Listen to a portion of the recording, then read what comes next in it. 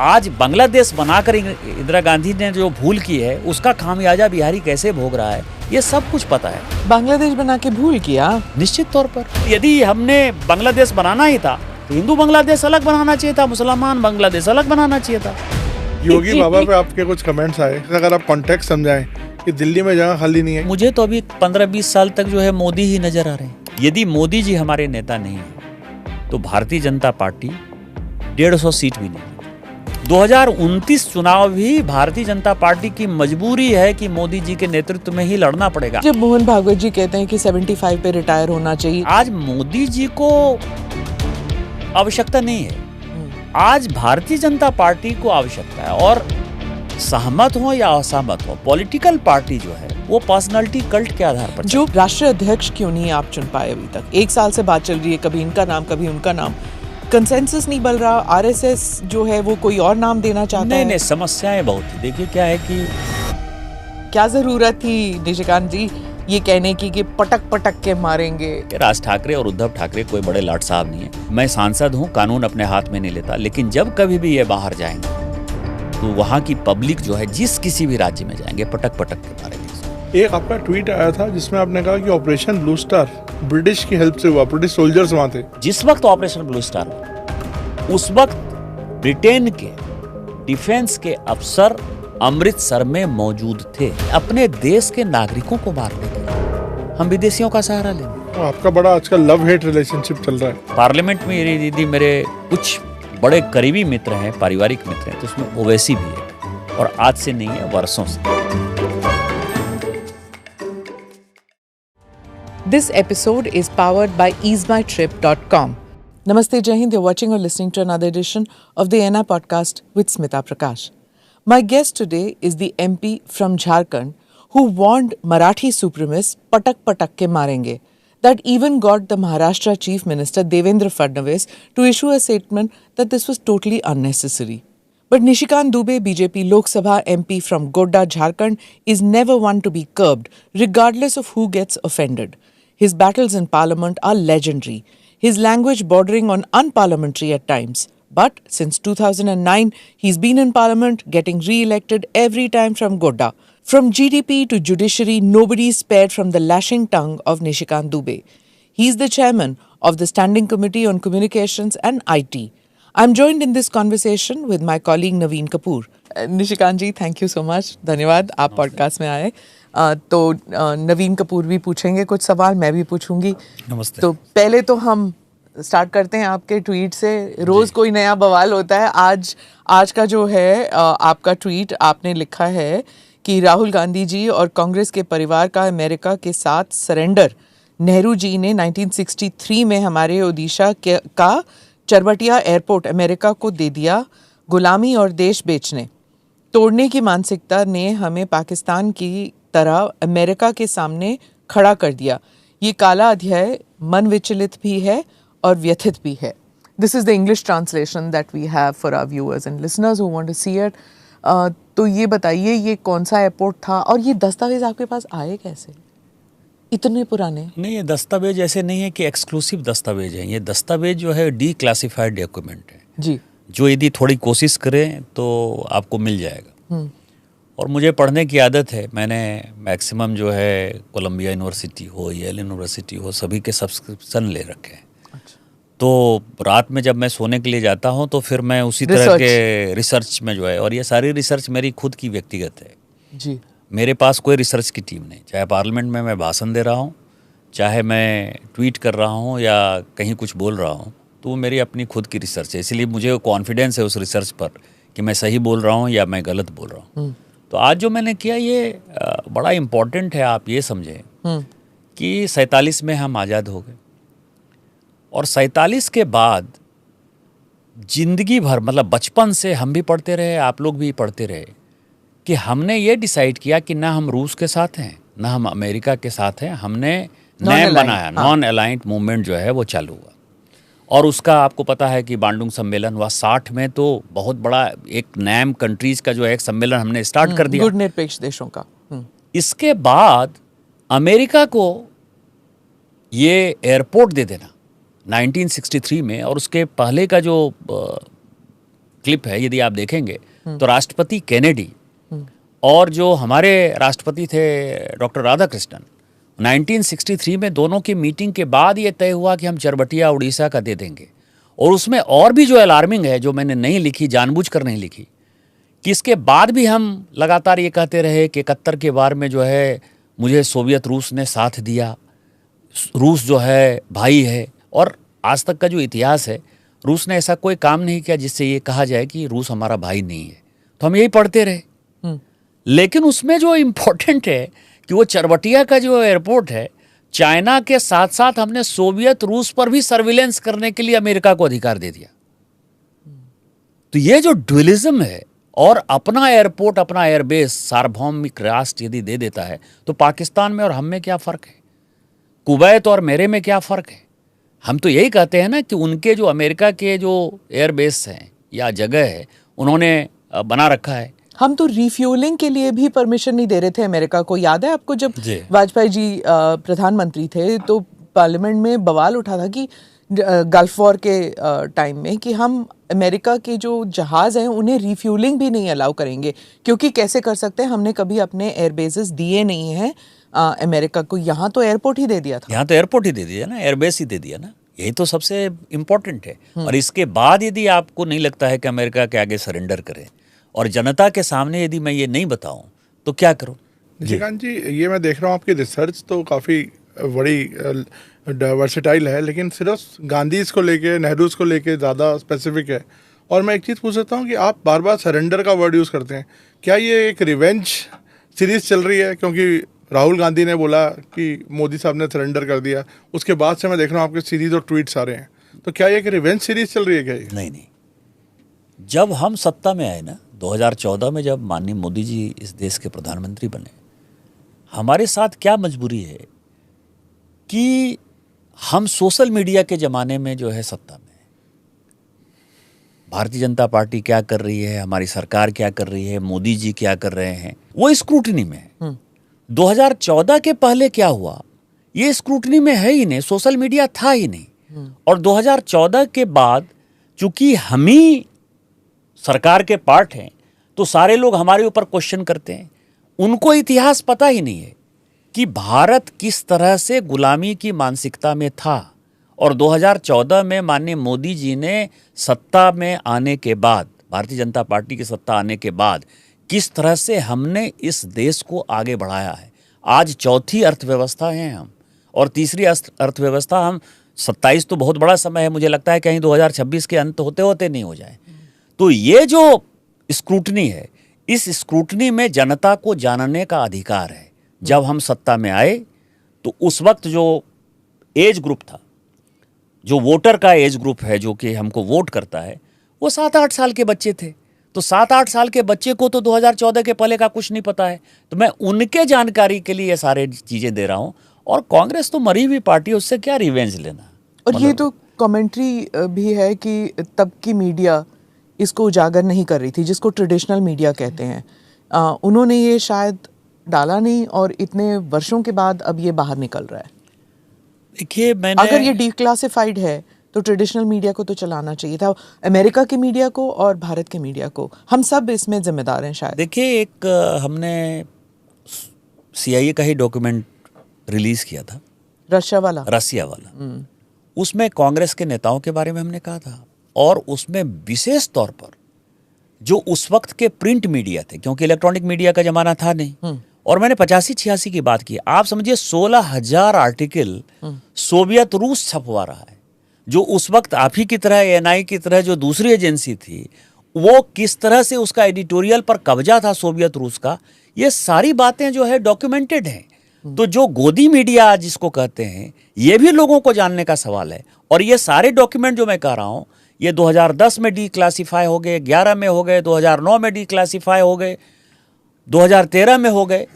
उस वक्त भी जो कंट्रोल था सरकार का, या जिस तरह का गोदी मीडिया था 2014 के पहले, जो आरोप हमारे ऊपर हैं, ये भी दिखाने का सवाल है कि देखो ये डिक्लासीफाइड एक डॉक्यूमेंट है, और जो रिलीज हो गया उसको भी यहाँ के अखबार वालों ने नहीं छापा, यहाँ के चैनल वालों ने नहीं दिखाया। ये दूसरा विषय है। और उस वक्त न्यूज़पेपर्स होते थे जिसको everybody knew, that it was propaganda newspapers. मैं एक का तो मैं नाम ले ही लेती हूँ, पेट्रियट. सब जानते थे कि रशियन पॉइंट ऑफ व्यू अगर पढ़ना चाहो तो आप पेट्रियट उठा लो और पता लग जाएगा. वैसे ही बाकी भी थे जो एडिटोरियल्स फ्रंट पेज पे छपते थे. सभी लीडिंग पेपर आज भी जी. पेपर हैं. मैं कुछ बोलूँगा तो कल को मुझे ही समस्या हो जाएगी. लेकिन आप समझ सकते हैं कि जितने अखबार थे, जितने अखबार, एक आध अपवाद होंगे. इंडियन एक्सप्रेस को यदि आप एक अपवाद मान लीजिए, नहीं तो सभी बिके हुए थे. सर, मेरा सवाल ये है कि आप रशिया के ऊपर बता रहे हैं, पर आरोप ये भी है कि आजकल जो है, चाहे ब्यूरोक्रेट्स हो या फिर मीडिया वाले हों या न्यूज़ पॉलिटिशियंस हो, सबके बेटी बेटियां जो हैं वो अमेरिका में पढ़ते हैं या अमेरिका में काम करते हैं, मल्टीनेशनल्स में काम करते हैं. तो आप अब अमेरिका टिल्ट देख रहे हैं. जिस तरह पहले रशिया टिल्ट होता था, वैसे आजकल अमेरिका का टिल्ट है. और वहाँ का जो डीप स्टेट है वो एक तरह से लोभ लालच देकर पब्लिक ओपिनियन मोल्ड कर रहा है. सही, गलत? मुझे नहीं लगता. मैंने आपको कहा ना कि 2014 के बाद सोशल मीडिया का जमाना इतना है. 140 करोड़ लोग जो है इस देश के, सभी पत्रकार हैं. पहले तो एक कंट्रोल्ड था, कंट्रोल्ड पत्रकारिता थी. अब तो अनकंट्रोल्ड पत्रकारिता है. कल सुप्रीम कोर्ट ने भी आपने देखा कि उसको कहना पड़ा कि सोशल मीडिया को इतना खुला मत छोड़ो. अभिव्यक्ति की स्वतंत्रता का मतलब ये नहीं है कि किसी के ऊपर व्यक्तिगत हमले हों, लेकिन सभी हमले कर रहे हैं. तो मुझे नहीं लगता जो आप कह रहे हैं डीप स्टेट, और खासकर मोदी जी के समय कोई डीप स्टेट चलने वाला नहीं. मतलब क्या गार्ड रेल्स क्या है, सेफ गार्ड क्या है? उसका कारण सेफगार्ड ये है कि एक तो प्रधानमंत्री जी सभी चीज़ों को व्यक्तिगत तौर पर हैंडल करते हैं. कोई ऐसी चीज़ नहीं है जो उनसे छुपी हुई है. दूसरा है कि उनका जो कनेक्ट है आम लोगों के साथ, मतलब आप ये समझें कि मुझे तो जब भी मैं उनसे मिलने के लिए गया, कई एक चीज़ें वो मेरी कॉन्स्टिट्यूएंसी की बताते हैं जो कि मेरे नॉलेज में नहीं. तो मतलब उनको एक एक चीज़ों के बारे में इतनी जानकारी है. तो आज यदि कोई इस तरह के डीप स्टेट के साथ मिलकर कुछ भी करने की कोशिश करेगा, वो 2 मिनट में ख़त्म हो जाएगा. क्योंकि ईमानदार नेतृत्व जो है वो, मैं नहीं कहता पूरी दुनिया इस चीज़ को मानती है, और ये फैक्ट है कि इनसे ज़्यादा जो है ईमानदार नेतृत्व हो ही नहीं सकता. आप समझिए 11 साल से हम सरकार चला रहे हैं, एक भी मंत्री के ऊपर इतना छोटा भी छींटा आया क्या? और यदि हमारी एजेंसी भी कोई गलत कर रही है, जैसे मैं आपको बताऊं, नेशनल मेडिकल काउंसिल हमने बनाया, यदि उसमें करप्शन है तो ये दूसरी बार हुआ पिछले 3 साल में कि सीबीआई के रेड हुए, ईडी के रेड हुए, अपने लोगों के ऊपर रेड हुए. तो कोई ऐसा आदमी नहीं है जो छूटने वाला है. तो जो आरोप है ना, वो आरोप केवल ऐसे ही हवा में मैं आपको कह सकता हूं. और यदि ऐसा होता तो हमारा एफटीए साइन हो गया रहता ना. यदि ऐसा होता तो ट्रंप जो है लगातार इस तरह की बातें नहीं करते. इसका मतलब ये है कि जो मजबूत राष्ट्र है, जो माननीय मोदी जी दिखा रहे हैं, उसके कारण जो है समस्या चल रही है. तो डीप स्टेट का यदि मामला होता तो समस्या नहीं होती. जैसे सबके साथ समझौता होता था, समझौता हो गया रहता. मैंने ये भी नोटिस किया कि वहाँ के एक अधिकारी ने कहा कि ये आप नेगोशिएशंस में पीयूष गोयल को क्यों भेज रहे हैं? पीयूष गोयल को मत भेजिए, किसी और नेता को भेजिए. लेकिन भारत, पहले वाला भारत, शायद मैं 2014 की नहीं कह रही, बट मे बी 70 के दशक में या 80 के दशक में, अगर अमेरिका से कभी ऐसे आता कि इस मंत्री को मत भेजिए या इस ऑफिशियल को मत भेजिए, भारत मान लेता. लेकिन इस बार भारत नहीं माना, पीयूष गोयल को ही भेजा फिर से नेगोशिएशंस के लिए. That made me happy. कि आप कौन होते हैं हमें बताने वाले कि हमारी तरफ से कौन आएगा नेगोशिएशंस करने? इसीलिए ना, और 11 साल से पीयूष गोयल जी मंत्री हैं. प्रधानमंत्री जी क्या सोच रहे हैं, या सरकार क्या सोच रही है, और देश हित क्या है. आपको यदि ध्यान हो कि जब निर्मला सीतारामन जी कॉमर्स मिनिस्टर थी, तो WTO में जो है हमने एग्रीकल्चर प्रोडक्ट के नाम पर जो है हमने साइन करने से मना कर दिया. नेगोशिएशन टूट गया था. जबकि कांग्रेस सरकार ने वो फूड सिक्योरिटी बिल ला दिया था, लेकिन 80 करोड़ लोगों को कैसे खाना पहुंचाया जाएगा, उसके लिए तो समझौता कर लिया था कि उसकी सब्सिडी हम खत्म कर देंगे. लेकिन यह हमारे प्रधानमंत्री जी को पता था. उन्होंने कहा समझौता टूटता है तो टूटे. मैं दूसरा आपको कह रहा हूँ, पीयूष गोयल जी और माननीय प्रधानमंत्री जी का, मैं इस मुद्दे को चूंकि बहुत उठाता हूँ, ITA 1 हमने 96 में जो है साइन कर लिया. मतलब इंटरनेशनल टेलीकॉम एग्रीमेंट जो है वो 96 में चिदम्बरम साहब ने साइन किया. सोना यदि आप इंपोर्ट करते हो तो सोना का तो वैल्यू है वो रह जाता है, हमारे घर में जो है उसकी एक कीमत है। कल को कोई समस्या होगी तो लोग सोना को जो है बेच के अपनी जीवन चला सकते हैं। लेकिन यदि इलेक्ट्रॉनिक आ गया यहाँ इस देश में तो कितना साल, एक मोबाइल फ़ोन है उसका 1.5 साल 2 साल 3 साल डिफंक्ट हो जाता इसके बाद डिफंक्ट हो जाता है। हमने एग्रीमेंट साइन कर लिया, केवल 26 देश ने एग्रीमेंट साइन किए, चाइना ने उस वक्त एग्रीमेंट साइन नहीं किया। और वो एग्रीमेंट ये है कि 0 इंपोर्ट ड्यूटी पर आप किसी भी इलेक्ट्रॉनिक गुड्स को जो है हमारे यहाँ लाइए। इसके कारण से आपको ध्यान हो कि यहाँ जितने हार्डवेयर और सॉफ्टवेयर के इलेक्ट्रॉनिक्स चीज़ें थी वो ख़त्म हो गई। आज भारत जो है यदि सबसे ज़्यादा कोई चीज़ इंपोर्ट कर रहा है तो केवल इलेक्ट्रॉनिक्स गुड का कर रहा है। जब माननीय प्रधानमंत्री बने तो उन्होंने 2 काम किया। कहा ऐसा नहीं चलेगा, मैन्युफैक्चरिंग तो हमारे यहाँ लाना होगा। तो कहा मैन्युफैक्चरिंग तो हो नहीं सकता है। तो उन्होंने ITA 1 में एक लूप होल्स निकाला, क्योंकि जब ITA 1 96 में साइन हुआ उस वक्त मोबाइल का बहुत ज़माना नहीं था, तो मोबाइल मैन्युफैक्चरिंग जो है उसमें छूटा हुआ था। तो उन्होंने कहा कि नहीं, सब मोबाइल मैन्युफैक्चरिंग जो है यहाँ करेंगे। उसके लिए काफ़ी केसेस हुए, केस चल भी रहा है, लेकिन उसका अब देखिए कि हम यहाँ एप्पल बन रहा है, सैमसंग बन रहा है, सोनी बन रहा है, जितने मोबाइल फ़ोन है, और हम एक्सपोर्ट कर रहे हैं। अब सेकेंड लार्जेस्ट एक्सपोर्टर हो गए हम चाइना के बाद। दूसरा ITA 2 में एग्रीमेंट आज तक भारत ने 2015 से लटका रखा है कि हम ITA 2 साइन नहीं करेंगे, और चाइना ने जिस तरह से किया कि 96 में ITA 1 साइन नहीं किया, जब वो मजबूत किया अपने आप को 2003 में साइन किया, तो माननीय प्रधानमंत्री जी करेंगे। तो ये जमाना वो है कि अमेरिका के गिदड़ भभकी में या किसी भी कंट्री के गिदड़ भभकी में भारत नहीं आता। भारत जहां अपना मजबूत कर सकता है, अपने लोगों को रोजगार दे सकता है, या जिन चीज़ों से भारत को फ़ायदा है, ये दूसरा काम किया। मैंने कहा कि एक फूड सिक्योरिटी एक्ट में साइन करने से मना कर दिया, ITA 2 में साइन करने से मना कर दिया, और FTA भी अभी वही हो रहा है जो कि भारत के हित में है, यहाँ की जनता के हित में। ये माननीय मोदी जी के कारण संभव हो पाया। सर, मैं वापस आपकी ट्वीट सीरीज पे आता हूँ। एक आपका ट्वीट आया था जिसमें आपने कहा कि ऑपरेशन ब्लू स्टार ब्रिटिश की हेल्प से हुआ, ब्रिटिश सोल्जर्स वहाँ थे। ये बहुत एक अलार्मिंग चीज़ है, इस पर आप थोड़ा जोर डालेंगे अगर आपने इस पर रिसर्च कुछ करी है तो? ये आप समझें कि ऑपरेशन ब्लू स्टार जून 84 में हुआ, जून 84 में हुआ। और वो जो डॉक्यूमेंट मैंने दिया वो इंटरनल डॉक्यूमेंट है मिनिस्ट्री ऑफ होम अफेयर्स का, मिनिस्ट्री ऑफ डिफेंस और एक्सटर्नल अफेयर्स को जो है उसने इंटरनल डॉक्यूमेंट दिया है। ये डॉक्यूमेंट है जनवरी-फरवरी का। आप समझें कि 5-6 महीना पहले आप थैचर को जो है कॉन्फिडेंस में लेकर कह रहे हैं कि हम ऑपरेशन ब्लू स्टार करने वाले हैं, हम स्वर्ण मंदिर जाने वाले हैं, भिंडरावाला को आपने पैदा किया, भिंडरावाला के साथ निहत्थे को मारने वाले हैं, और आपने जो है उनकी मदद ली। ये पूरा डॉक्यूमेंट हमने दिया। इसका एक दूसरा सीरीज जो है मैंने जानबूझकर अभी छोड़ा हुआ है कि कांग्रेस जब कभी हल्ला करेगी तो मैं बताऊंगा कि इस ऑपरेशन ब्लू स्टार के बाद, स्मिता जी, बड़ा आपको आश्चर्य लगेगा कि मार्गरेट थैचर को इंदिरा जी ने चिट्ठी लिखी। वो चिट्ठी मेरे पास है, वो चिट्ठी मैं किसी दिन जो है ट्वीट करूंगा। उसमें ऑपरेशन ब्लू स्टार में क्या क्या किया। यदि हम सार्वभौम राष्ट्र हैं, ऑपरेशन ब्लू स्टार हो गया, और तो आप जो है दूसरे देश को बताएंगे कि हमने इस आधार पर ऑपरेशन ब्लू स्टार किया, इसमें ये हो गया, इसमें इतनी कैजुअलिटी हो गई। तो ये पूरा का पूरा, और जिस वक्त ऑपरेशन ब्लू स्टार हुआ उस वक्त ब्रिटेन के डिफेंस के अफसर अमृतसर में मौजूद थे, और उस वक्त जून में मौजूद नहीं थे, वो जनवरी-फरवरी से लेकर जून तक मौजूद थे। ऐसा कहीं होता है?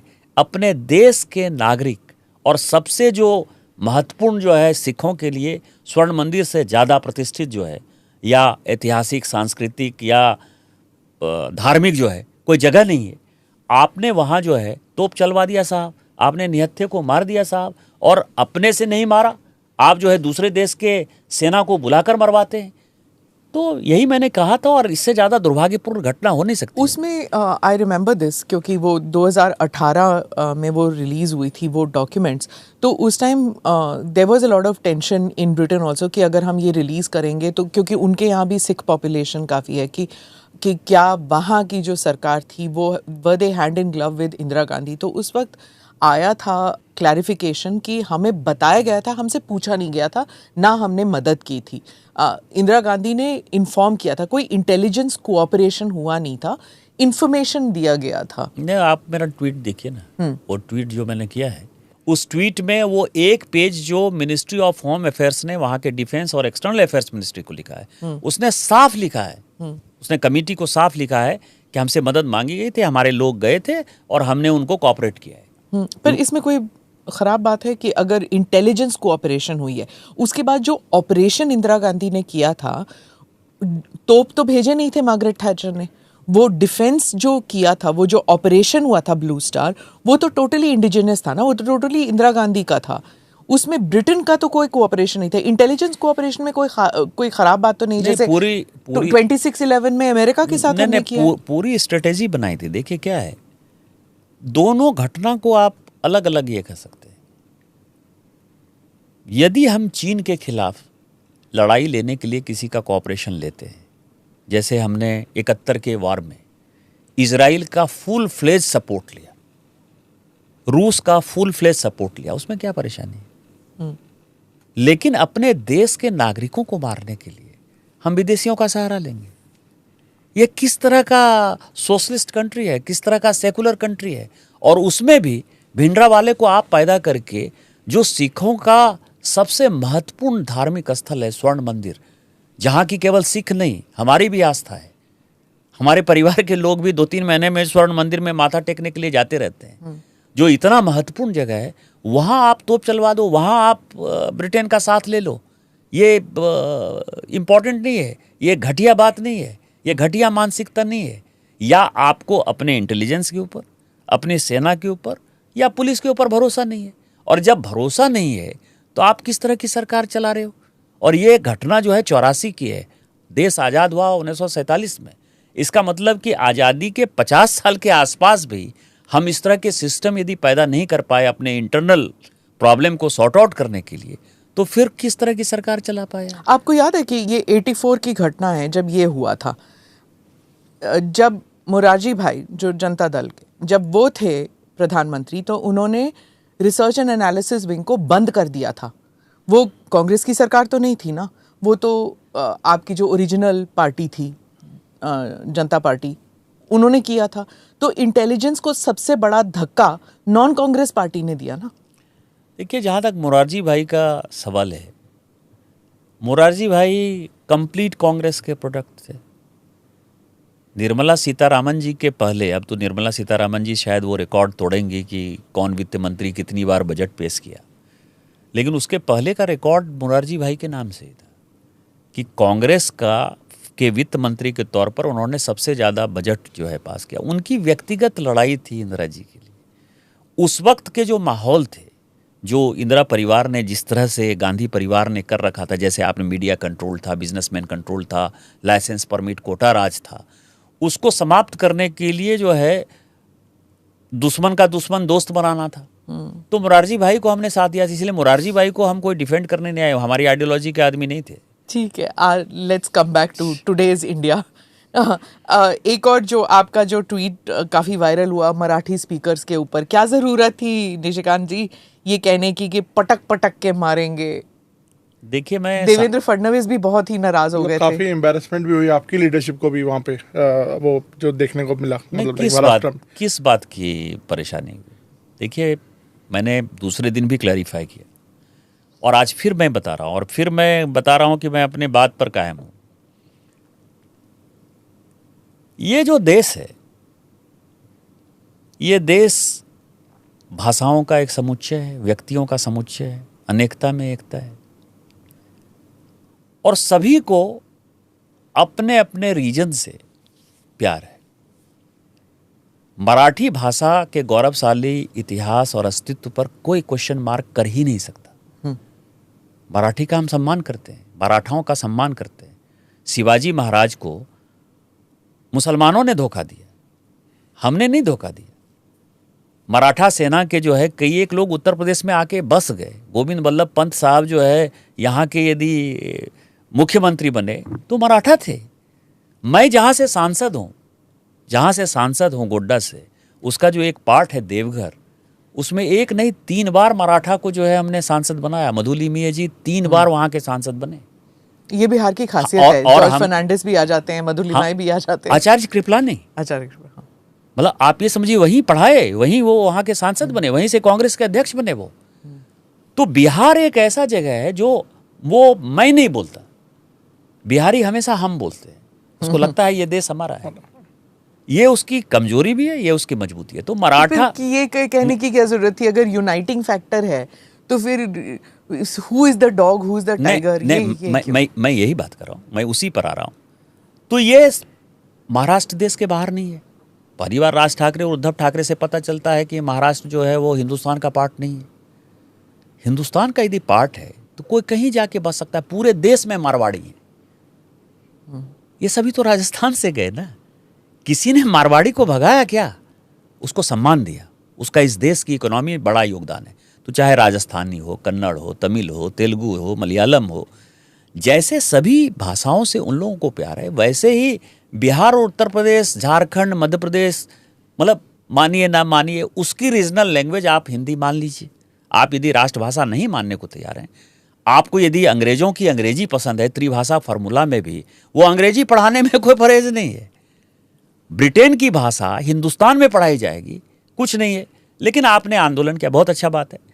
लेकिन आप जो पीटते हो हिंदी भाषी के नाम पर जबरदस्ती, आप जो कहते हो मराठी, बंबई की आबादी, मैं आपको बता दूं, बंबई तो गुजरात का पार्ट था ना, बॉम्बे महाराष्ट्र का पार्ट नहीं था।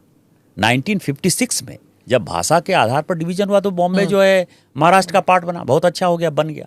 लेकिन आज भी मुंबई की जो स्थिति है, केवल 31-32% मराठी स्पीकिंग लोग मुंबई में रहते हैं, केवल 31-32%। और उतने ही 31-32% लोग जो है हिंदी स्पीकिंग वहां रहते हैं। 2% भोजपुरी स्पीकिंग रहते हैं, 12% गुजराती स्पीकिंग रहते हैं, 3% तेलुगु, 3% तमिल, 2% राजस्थानी, 11-12% जो है उर्दू बोलने वाले लोग रहते हैं। जब सब रहते हैं तो आप जो है, मैंने कई एक बार कहा, दूसरा जहां की कंफ्यूजन हुआ मैं उसको फिर क्लैरिफाई कर देता हूं। महाराष्ट्र का इस इकोनॉमी में योगदान है, इस पर कोई डिनाई नहीं करता। लेकिन महाराष्ट्र जो टैक्स देता है, उस टैक्स में हमारा भी अधिकार है। हमारा कौन? हमारा मतलब पूरे देश का। जैसे सबसे बड़ा टैक्स पेयर कौन है महाराष्ट्र में, जहां से वो कहते हैं कि हमको पैसा आता है? स्टेट बैंक ऑफ इंडिया है। स्टेट बैंक ऑफ इंडिया का हेडक्वार्टर वहां है, तो टैक्स वो मुंबई में देता है, महाराष्ट्र में देता है। क्या स्टेट बैंक ऑफ इंडिया में हमारा और आपका पैसा नहीं है? पूरे देश का पैसा है ना। दूसरा मैं आपको बताऊं कि महाराष्ट्र में जो क्रेडिट डिपॉजिट रेशियो है 100% के आसपास है, तमिलनाडु में 110% के आसपास है। क्रेडिट डिपॉजिट जो हम पैसा जमा करते हैं और जो वो हमको बैंक लौटा के देती है हमारे उद्योग धंधा के लिए। बिहार, उत्तर प्रदेश, झारखंड, बंगाल, उड़ीसा, इसका जो क्रेडिट डिपॉजिट रेशियो है वो केवल 40%। हम 100 रुपया यदि जमा कर रहे हैं तो हमारे यहाँ स्टेट बैंक ऑफ इंडिया केवल 40 रुपया दे रही है। 60 रुपया वो महाराष्ट्र को दे रही है, वो तमिलनाडु को दे रही है, वो पंजाब को दे रही है। आप ये समझें कि पैसा हमारा है, टैक्स आपका मिल रहा है, ठीक है, महाराष्ट्र के खाते में जाता है। LIC का किसके पास इंश्योरेंस नहीं? सभी इंश्योरेंस होल्डर हैं। LIC का हेडक्वार्टर है तो उनका जो है टैक्स महाराष्ट्र में जा रहा है। रिलायंस इंडस्ट्री की कोई इंडस्ट्री नहीं है वहां, कोई इंडस्ट्री नहीं है, उसका हेडक्वार्टर है, उसका पैसा जा रहा है। बिहार में यदि टाटा स्टेब्लिश किया फैक्ट्री तो बिहार में स्टेब्लिश किया ना। यदि बिहार नहीं होता, जो आज जमशेदपुर है, तो टाटा नहीं बनता, उसका हेडक्वार्टर वहां है, वो टैक्स देता है। आदित्य विक्रम बिरला जो है, उनकी कौन सी इंडस्ट्री महाराष्ट्र में है? हिंडाल्को हमारे यहाँ है, हम उनको कॉपर दे रहे हैं, उनका हेडक्वार्टर है, वो वहां कर रहे हैं। सज्जन जिंदल वहां बैठ रहे हैं, उनका हेडक्वार्टर है, वो पैसा दे रहे हैं। तो मैंने ये कहा कि जो महाराष्ट्र की इकोनॉमी में पैसा है, उस पैसा में हमारा भी अधिकार है। आप सक्षम हो, आप सबसे ज्यादा टैक्स पर देते हो, आपका इस देश की इकोनॉमी को बढ़ाने में योगदान है, मेरा उसमें कोई डिस्प्यूट नहीं है। लेकिन हमको आप मत करो भैया। और यदि आपको इस तरह के गैर मराठी स्पीकिंग लोग खराब लगते हैं, मैं तो सम्मान करता हूं मराठा का, छत्रपति शिवाजी महाराज का, लेकिन यदि लगता है तो आप सबसे पहला डंडा लेके स्टेट बैंक ऑफ इंडिया के चेयरमैन के सामने खड़े हो जाओ। LIC ऑफ इंडिया, क्योंकि इन लोगों को हिंदी आती ही नहीं है, मराठी नहीं आती है। तो मराठी नहीं आती है तो उनको पीटो ना भाई, कहो कि सारे हेडक्वार्टर यहां से चले जाएंगे। दूसरा क्या है कि जिसका आपको बड़ा घमंड है, जो वहां मुंबई का सबसे बड़ा ग्लैमरस चीज है फिल्म इंडस्ट्री है, तो आप दूसरे दिन करो कि किसी फिल्म की शूटिंग नहीं होगी और कोई हिंदी फिल्म स्टार यहां मौजूद नहीं होगा। मराठी में तुमको फिल्म बनानी है तो यहां मौजूद रहो, नहीं तो चले जाओ। तीसरा, national stock exchange, Bombay stock exchange, SEBI, इसका कोई चेयरमैन मराठी नहीं है, सबको भगाओ। कहो सेबी का ऑफिस यहां नहीं होगा, NSE का ऑफिस यहां नहीं होगा, BSE का ऑफिस यहां नहीं होगा, सब टैक्स पेयर है, ये सब टैक्स दे रहे हैं, हटा के ले जाओ। तो मेरा ये कहना है कि इसमें राज ठाकरे और उद्धव ठाकरे, और उसमें कई एक विकीलीक्स के हमने किए कि जब जब मुंबई म्युनिसिपल कॉरपोरेशन का इलेक्शन होता है, इसी तरह के गरीब निहत्थे आदमी को मारते हैं, और मारते हैं तो हिंदी भाषी होने के नाते मुझे तो, जैसे सबों को अपनी मातृभाषा पर गर्व है, तमिलियंस को गर्व है, कन्नड़ को गर्व है, तो मुझे गर्व है कि मेरी मातृभाषा जो है हिंदी है, हिंदी हम बोलते हैं और हिंदी ने हमको सब कुछ दिया है। तो जहाँ कहीं भी हिंदी के ऊपर अटैक नज़र आएगा, जो लोग करेंगे, राज ठाकरे और उद्धव ठाकरे कोई बड़े लाट साहब नहीं है। मैं फिर से दोहरा दे रहा हूँ कि मैं सांसद हूँ, कानून अपने हाथ में नहीं लेता, लेकिन जब कभी भी ये बाहर जाएंगे तो वहाँ की पब्लिक जो है, जिस किसी भी राज्य में जाएंगे, पटक पटक के मारेंगे इसको। सर, ये वायलेंस को बढ़ावा देने वाली बात नहीं हुई है। एक तरफ आप कह रहे हैं कि मतलब सबको में सामंजस्य होना चाहिए, देश एक है, तो मतलब अगर आप अपनी कॉन्स्टिट्यूंसीज को या फिर कुछ पर्टिकुलर लोगों को बोल रहे हैं कि आप पटक पटक के मारेंगे, थोड़ा आपको लगता नहीं एक वायलेंट कनोटेशन है इसका? और वो भी सांसद की तरफ से। मैंने तो कहा कि मैं सांसद हूँ, कानून हाथ में नहीं लेता, लेकिन लोगों का तो गुस्सा है ना।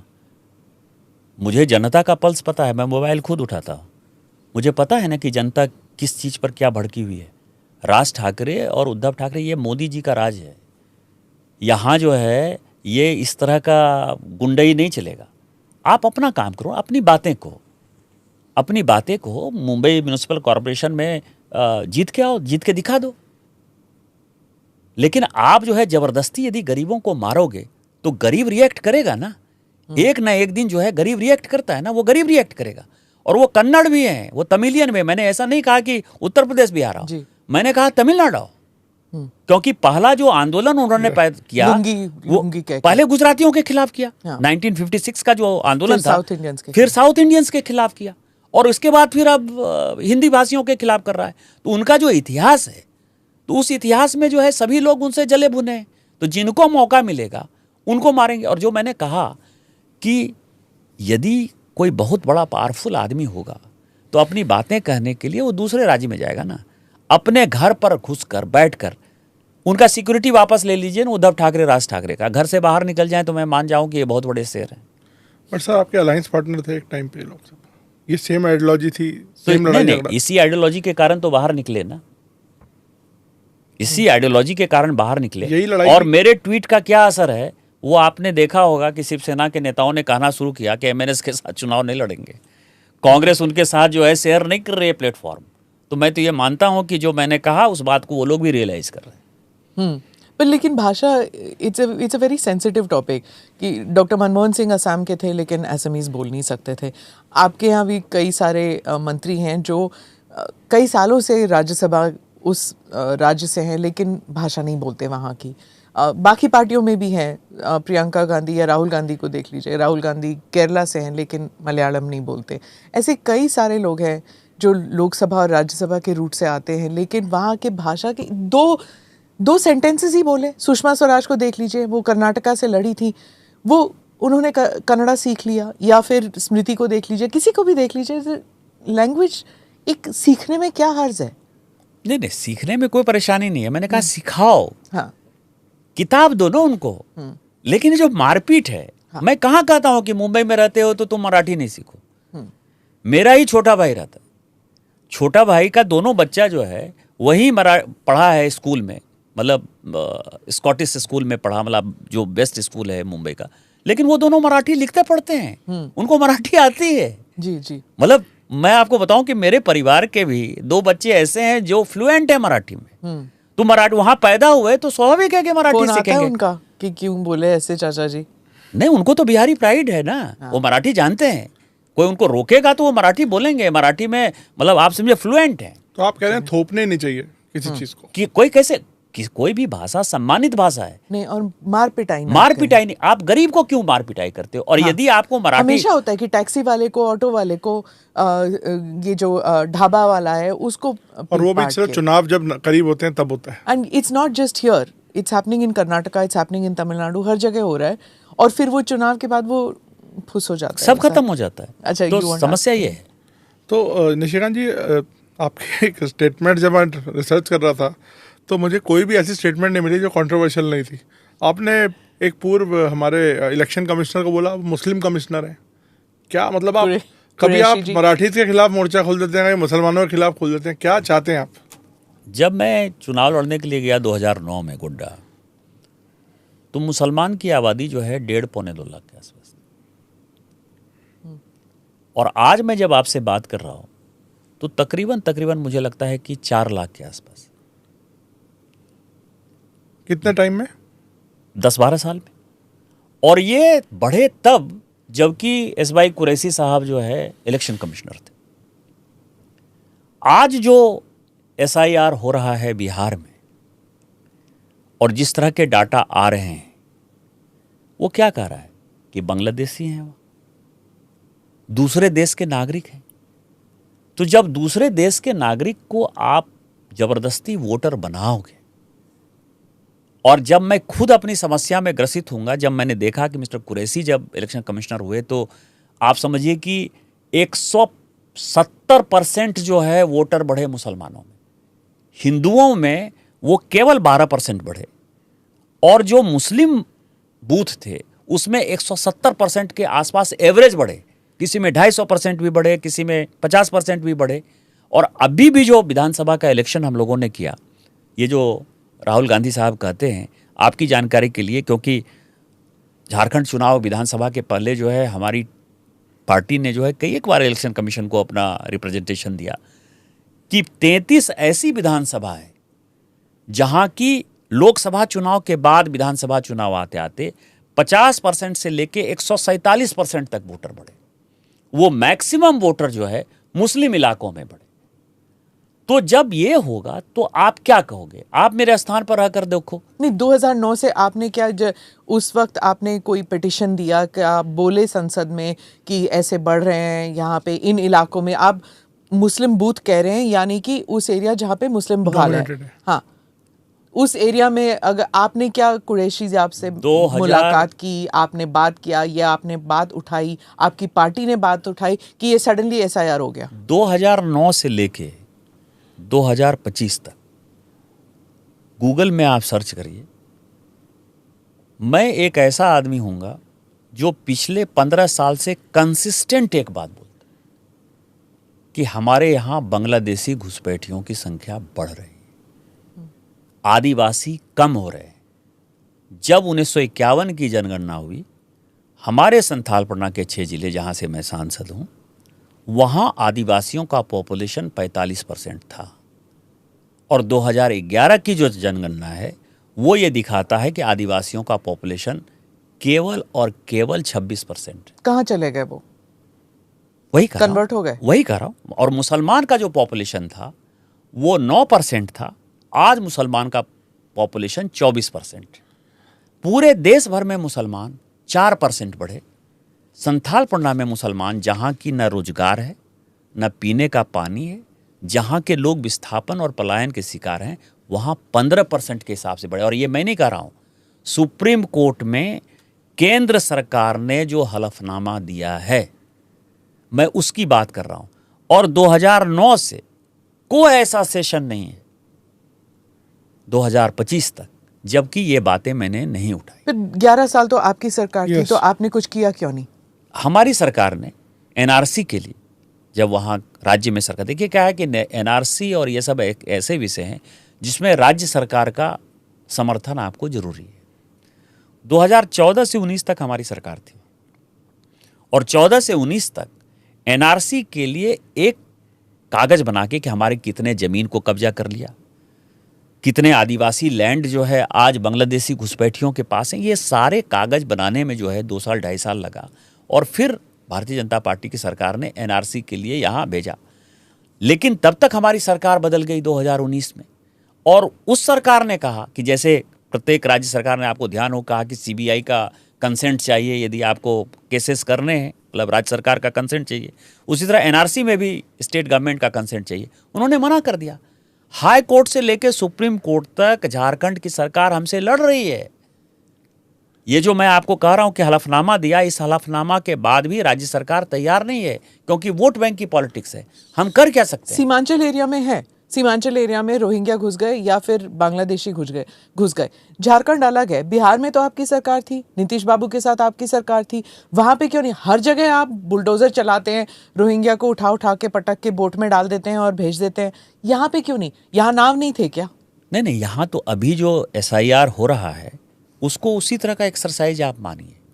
ये फिर यही बात हुई ना। तो SIR जो है ये नागरिकता के लिए नहीं, नागरिकता के लिए नहीं है। आप यदि वोटर बने, अब देखिए क्या है कि लोग कंफ्यूजन पैदा करते हैं। मैंने तेजस्वी का भी बयान देखा।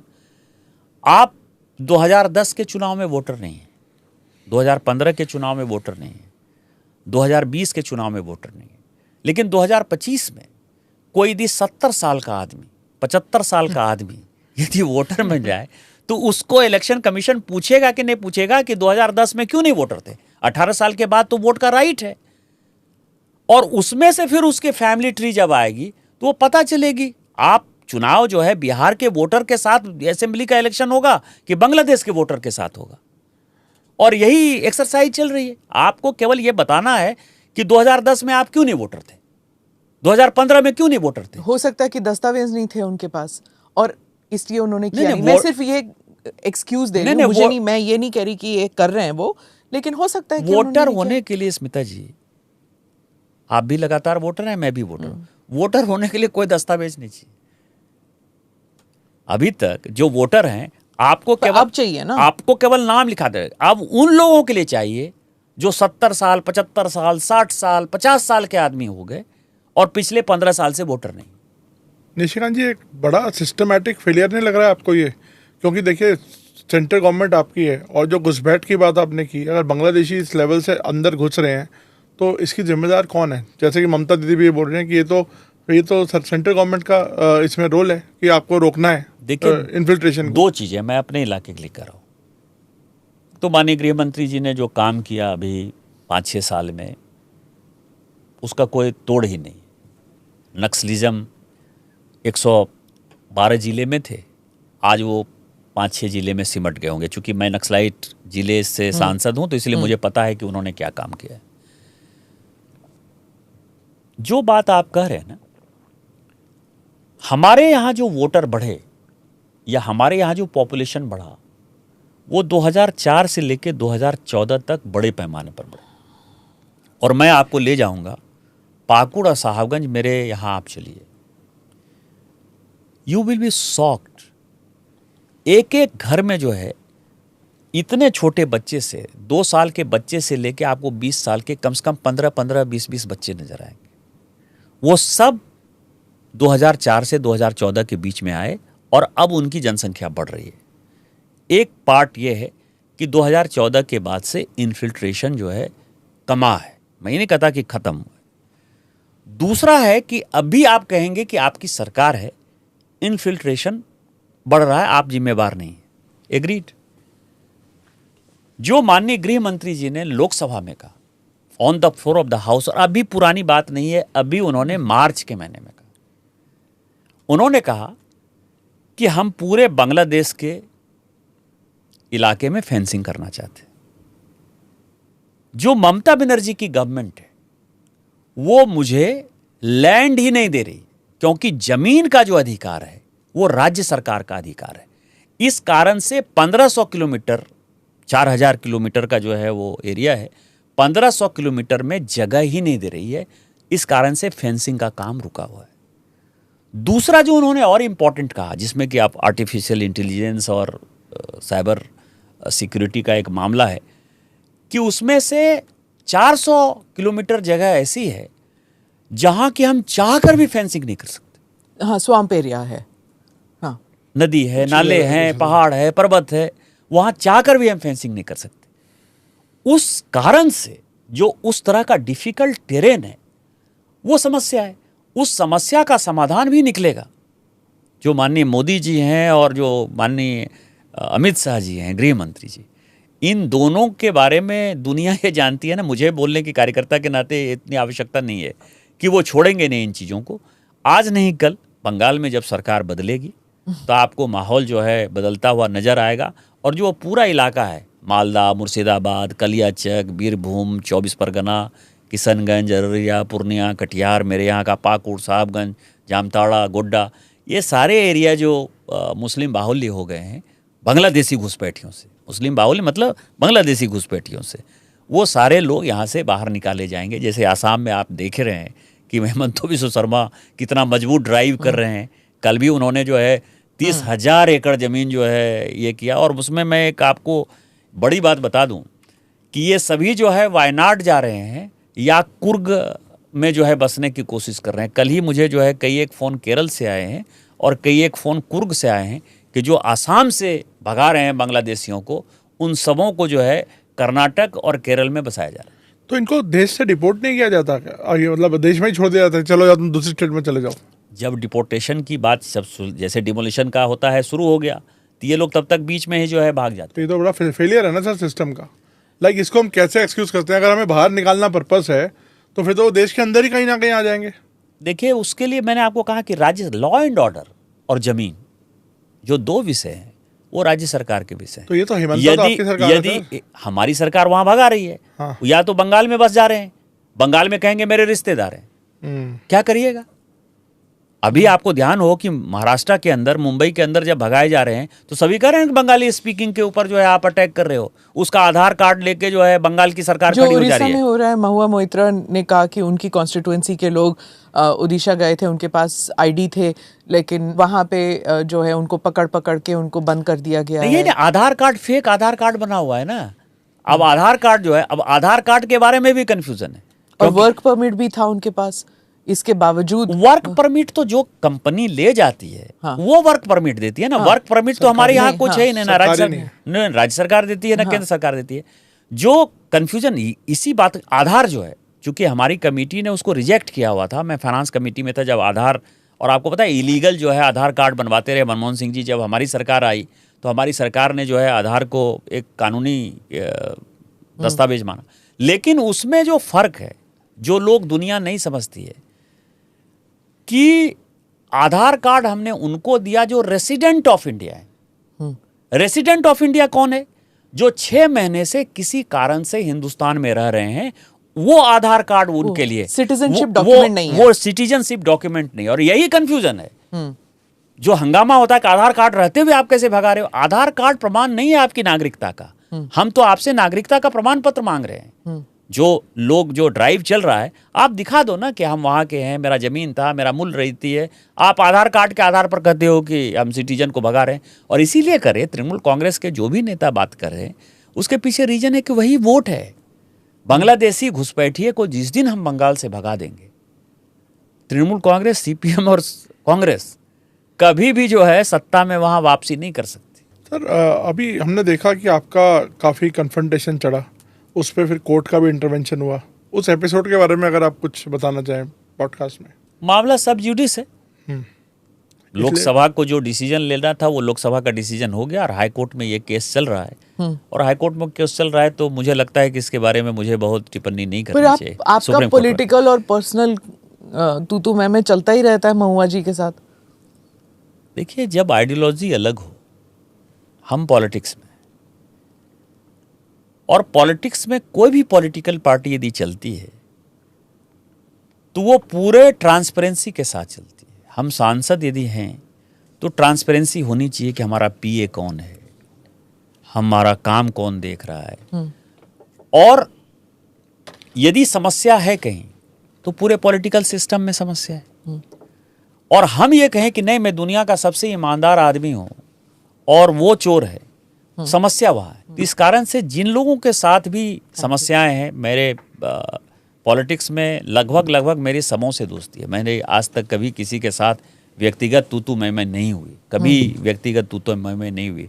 जिन लोगों के साथ तू मैं हुई, मैं व्यक्तिगत ये मानता हूँ कि ये उनकी समस्या होगी, वो मेरी समस्या। सर मैं एक बार थोड़ा दोबारा बांग्लादेश वाले मुद्दे पे वापस आना चाहता हूँ।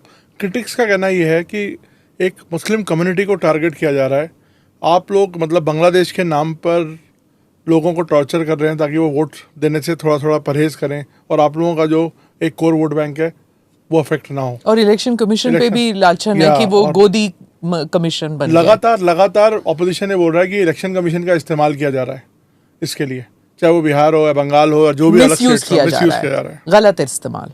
इलेक्शन कमीशन एक स्वतंत्र इकाई है, अपने दिल से जानिए पराये दिल का हाल। कई एक इलेक्शन कमिश्नर ऐसे हैं, रिसेंटली MS गिल उसके सबसे बड़े उदाहरण हैं कि जो चीफ इलेक्शन कमिश्नर हुए और कांग्रेस ने उनको मंत्री तक बना दिया। हमने आज तक किसी इलेक्शन कमिश्नर को जो है सांसद नहीं बनाया है, मंत्री नहीं बनाया है, इसलिए मुझे किसी के सर्टिफिकेट की आवश्यकता नहीं। इलेक्शन कमीशन अपना काम कर रहा है। इस देश में हिंदू, मुस्लिम, सिख, ईसाई, बौद्ध, जैन, पारसी, यहूदी इस देश के नागरिक हैं। उनको कोई सरकार चाह भी ले तो भी जो है उनके साथ गलत नहीं कर सकती। भारत का संविधान उनको वो अधिकार देता है। समस्या कहां है? समस्या है बांग्लादेशी घुसपैठियों से। और यदि बांग्लादेशी घुसपैठिए मुसलमान हैं तो हम क्या कर सकते हैं? बांग्लादेशी हिंदुओं का जहां तक सवाल है, सिख का जहां तक सवाल है, बौद्ध जैन का जहां तक सवाल है, वो CA के दायरे में जो है आते हैं और उनको भारत के संविधान ने, कानून ने ही उनको प्रोटेक्शन दिया हुआ है। तो एक्सक्लूड तो मुसलमान हैं, और जो बाहर के मुसलमान हैं उनके साथ यदि इलेक्शन कमीशन कुछ कर रहा है तो आप उसको यदि हिंदू मुसलमान के चश्मे से देखना चाहते हो तो आपकी मजबूरी है।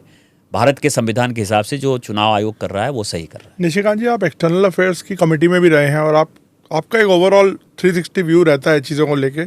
तो जिस स्टेट से आप आते हैं और आप जो बांग्लादेशी वाली बात लगातार कर रहे हैं, अब वहाँ पे भी सत्ता परिवर्तन हुआ है और काफ़ी एक रेडिकल गवर्नमेंट वहाँ पर है, तो आपको लगता है कि ये प्रॉब्लम अभी आने वाले दिनों में और एग्रावेट हो सकती है? नहीं होगी, लेकिन मुझे भरोसा ये है कि बिहार चुनाव अभी NDA बड़े मार्जिन से जीतेगी, और बंगाल का चुनाव जो है हम फरवरी-मार्च में जब भी चुनाव होगा तो हम जीतेंगे। आप झारखंड की बात कर रहे हो कि बंगाल? मैं सारी स्टेट्स की जो इसीलिए कह रहा हूँ कि जो बांग्लादेशी घुसपैठी आ रहे हैं उसका जो सेंटर है, केंद्र है, वो बंगाल है। बिहार के चुनाव का असर जो है वो बंगाल पर पड़ेगा, और बंगाल में जिस दिन भारतीय जनता पार्टी की सरकार आ जाएगी तो फिर झारखंड सरकार चाहकर भी बांग्लादेशी घुसपैठियों को नहीं। पर आपकी तो सीट घटे हैं वहां पे। हमारा 25 था, अब 26 हो गया। 26, हाँ। तो मतलब सीटें सर, जहां लेकिन ये बहुत बड़ा एलिगेशन आप लगा रहे हैं कि आप कह रहे हैं कि बंगाल सरकार ही इस घुसपैठ की जिम्मेदार है मूलतः। सभी जानते हैं, मतलब उसमें मुझे बोलने की आवश्यकता नहीं है। और इसीलिए मैंने आपको कहा ना कि मैंने जिले का नाम बताया कि आप मालदा मेरे साथ चलिए, मुर्शिदाबाद चलिए, बीरभूम चलिए, 24 परगना चलिए। यदि आपको कोई कल्चर भारत से मिलता हुआ नज़र आ जाए वहाँ के रहने वाले लोगों से, हमारे यहाँ पाकुड़ चलिए, साहबगंज चलिए, किशनगंज चलिए, अररिया चलिए, तो फिर आप मुझे कहिए। तो वो जो बॉर्डर जो सटा हुआ है, बंगाल सरकार ही कोऑपरेट नहीं कर रही है ना केंद्र सरकार के साथ, वही ज़मीन नहीं दे रही है, वही घुसपैठ को बढ़ावा दे रही है। आप मेरे कॉन्स्टिट्यूएंसी चलिए नवीन जी, मैं आपको सुबह 4 बजे अपनी गाड़ी से, क्योंकि गाड़ी में खुद चलाता हूँ, आपको मैं 100-150 किलोमीटर तक केवल गाय की जो है लाइन दिखाऊंगा। वो सारी गायों का जाने का रास्ता वही है, और वो सब बांग्लादेश जाते। तस्करी का बुरा हाल है और वहाँ के घुसपैठ का बुरा हाल है। मतलब वो इलाका जो है, और केवल बंगाल सरकार के असहयोग के कारण ये सारी चीज़ें हो रही। तो वहाँ BSF है तो सही, वो क्यों नहीं रोक रहे? BSF मैंने आपको जैसे बताया, तस्करी क्यों, वो तो उनको रोकना चाहिए फिर। BSF जो है, BSF का एक दायरा है, लॉ एंड ऑर्डर BSF के पास नहीं है ना। BSF यदि किसी को पकड़ेगी, किसको हैंड ओवर करेगी? पुलिस को, और पुलिस उसको थाने से छोड़ देगी। मेरे ऊपर 45 केस हैं राज्य सरकार ने किए हैं, उसमें 3 केस ऐसे हैं जिसमें कि मैंने तस्कर को पकड़ा है, पुलिस को हैंड ओवर किया है। पुलिस उस तस्कर को और उस गाय को पकड़ने, मतलब कम से कम आप समझिए कि 10,000 गाय पकड़ी हमने। मैं अलग अलग इंसिडेंट है।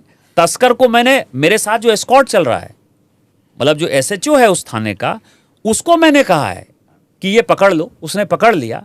और जब वो थाने आता है मुझे एस्कॉर्ट से छोड़कर, तो वो तस्कर मेरे ऊपर एफआईआर करता है, और वो तस्कर तो छूट ही जाता है, वो कहाँ चला गया नोबडी नोज। इस बार बिहार के चुनाव में क्या असर पड़ने वाला है इन सब का? बिहार में एनडीए मुझे लगता है कि 2/3 बहुमत से जीतेगी। ये जो आप कह रहे हैं सीमांचल पे जो इफेक्ट हुआ है, मुसलमान वोटर तो आपको वोट नहीं देगा।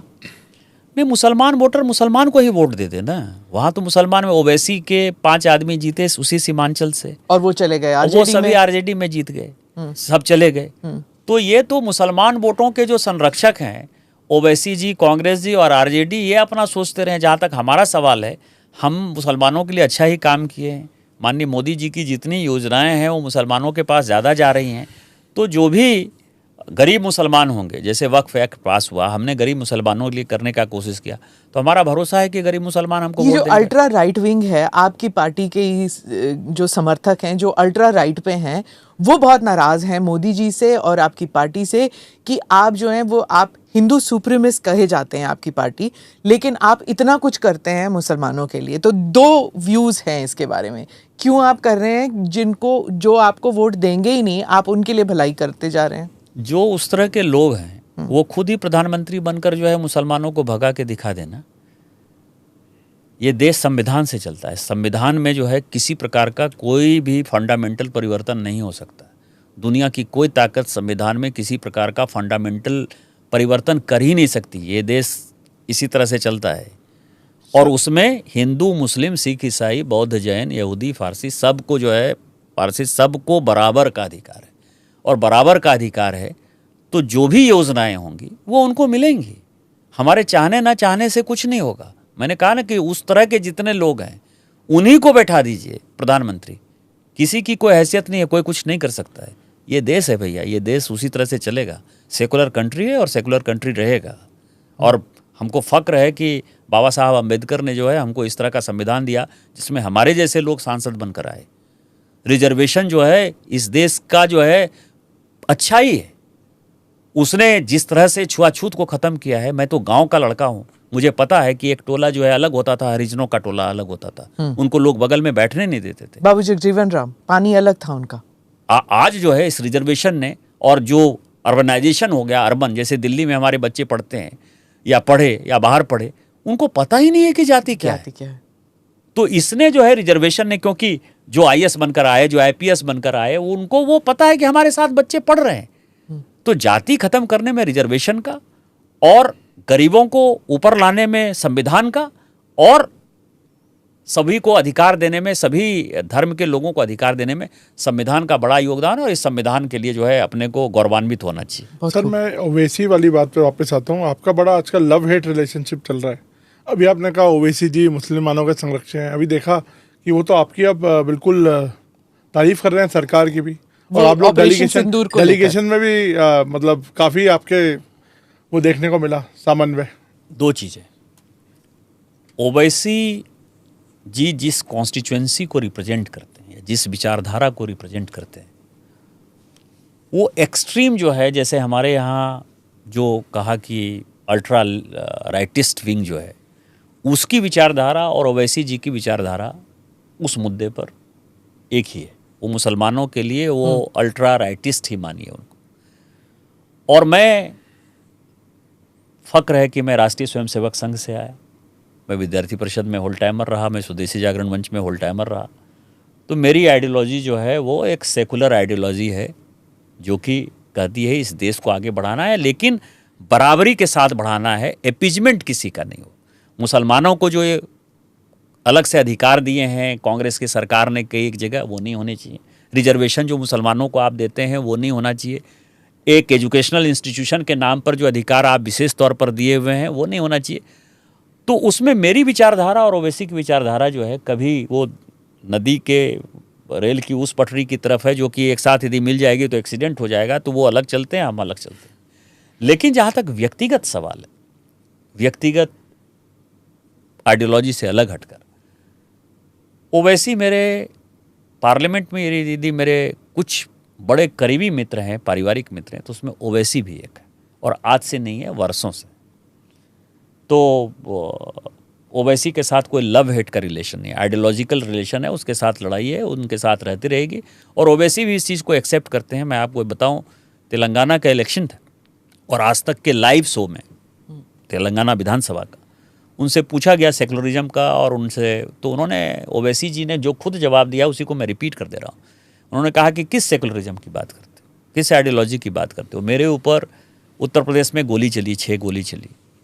पहला व्यक्ति जिसने मुझे फ़ोन किया मेरी खैरियत पूछने के लिए, वो भारतीय जनता पार्टी का निशिकांत दुबे था। और पार्लियामेंट में आकर मेरे से गले यदि कोई मिला, और आज तक राहुल गांधी, लालू प्रसाद जी की पार्टी, मुलायम सिंह जी की पार्टी, कोई पार्टी ने मेरी कोई खोज खबर नहीं ली।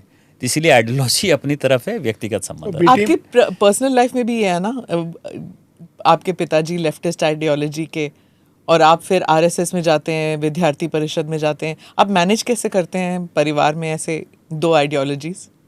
देखिए, 2 चीज़ें हैं। एक तो मेरा जो पुश्तैनी घर है वो कंप्लीट कम्युनिस्ट जो है जीतते रहे 2010 में, और जब मैं सांसद हो गया तो मुझे लगा कि ये मेरे लिए बड़ा गलत हो गया, क्योंकि बिहार में है मेरा घर, विक्रमशिला मेरा घर है, मैं एमपी झारखंड से हूँ।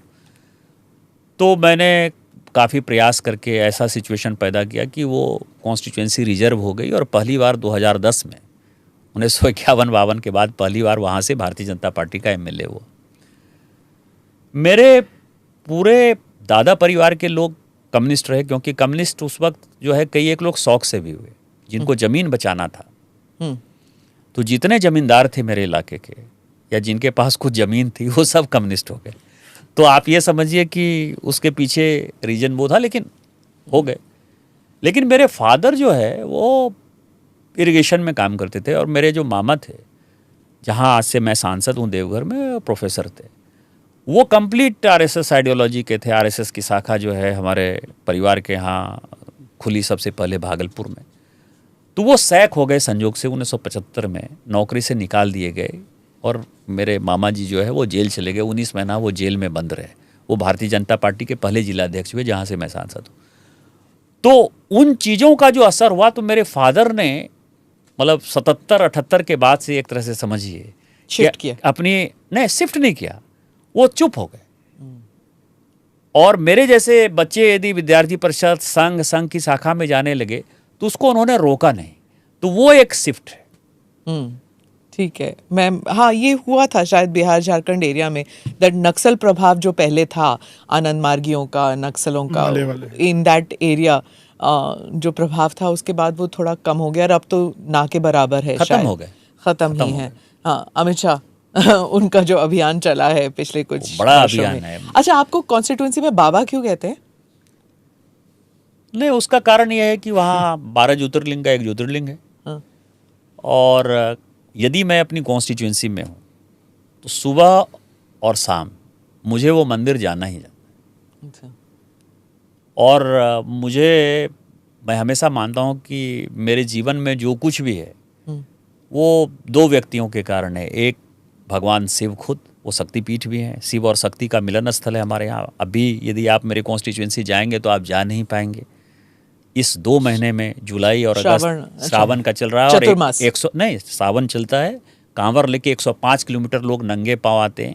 इस 2 महीने में कम से कम 1-1.5 करोड़ लोग जो है वो पूजा करेंगे। कल भी जो है 3 लाख लोगों ने पूजा किया है हमारे मंदिर में। वो लगातार कोई चीज़ यदि आपका खो जाए 105 किलोमीटर दूर, तो वो हाथ के हाथ आ जाएगा, इतना रेला चलता है, मतलब इतनी आस्था है। तो उस कारण से लोग कहते हैं। तो एक तो भगवान शिव, और दूसरा जो हमारे पारिवारिक गुरु हैं वो श्यामाचरण लाहिड़ी महाशय हैं, जिनको योगी राज कहते हैं। उनके गुरु आज भी जिंदा हैं, महावतार बाबा, जिनके बारे में, पहाड़ी बाबा, जिनके बारे में ये कहा जाता है कि माननीय प्रधानमंत्री जी को भी उन्होंने दर्शन दिया है। और रजनीकांत जो है उनके बहुत बड़े फ़ैन हैं। जब भी उनकी फिल्म रिलीज़ होती है तो वो पहाड़ी बाबा को ढूंढने जो है हिमालय में जाते हैं। तो लाहिड़ी महाशय और दोनों में इतनी आस्था है, तो सभी लोगों को मुझे बाबा कहते हैं। अच्छा सर, बाबा से एक और बात याद आई, एक और योगी बाबा पे आपके कुछ कमेंट्स आए हाल में। आपने पता नहीं, मेरे को ये समझ नहीं आया कि आपने क्या बोलना चाहते थे। अगर आप कॉन्टेक्स्ट समझाएं कि दिल्ली में जगह खाली नहीं है, ये सवाल ही कहाँ उठ रहा है और ये सवाल क्यों उठ रहा है? वैकेंसी के बारे में देखिए, वो पूछा यह गया कि आप मोदी के बाद किसको देखते हैं, तो मुझे तो अभी 15-20 साल तक जो है मोदी ही नजर आ रहे हैं। और इसीलिए नहीं मोदी नजर आ रहे हैं कि मोदी जी प्रधानमंत्री। जब आप क्षेत्र में काम करते हो, रहते हो, मैं 2009 में भी चुनाव लड़ा और 2009 भी जीता, तो मैं ये बड़े के साथ कह सकता हूं कि मोदी जी के आने के पहले मैं सांसद हूं। वास्तविकता वो नहीं है।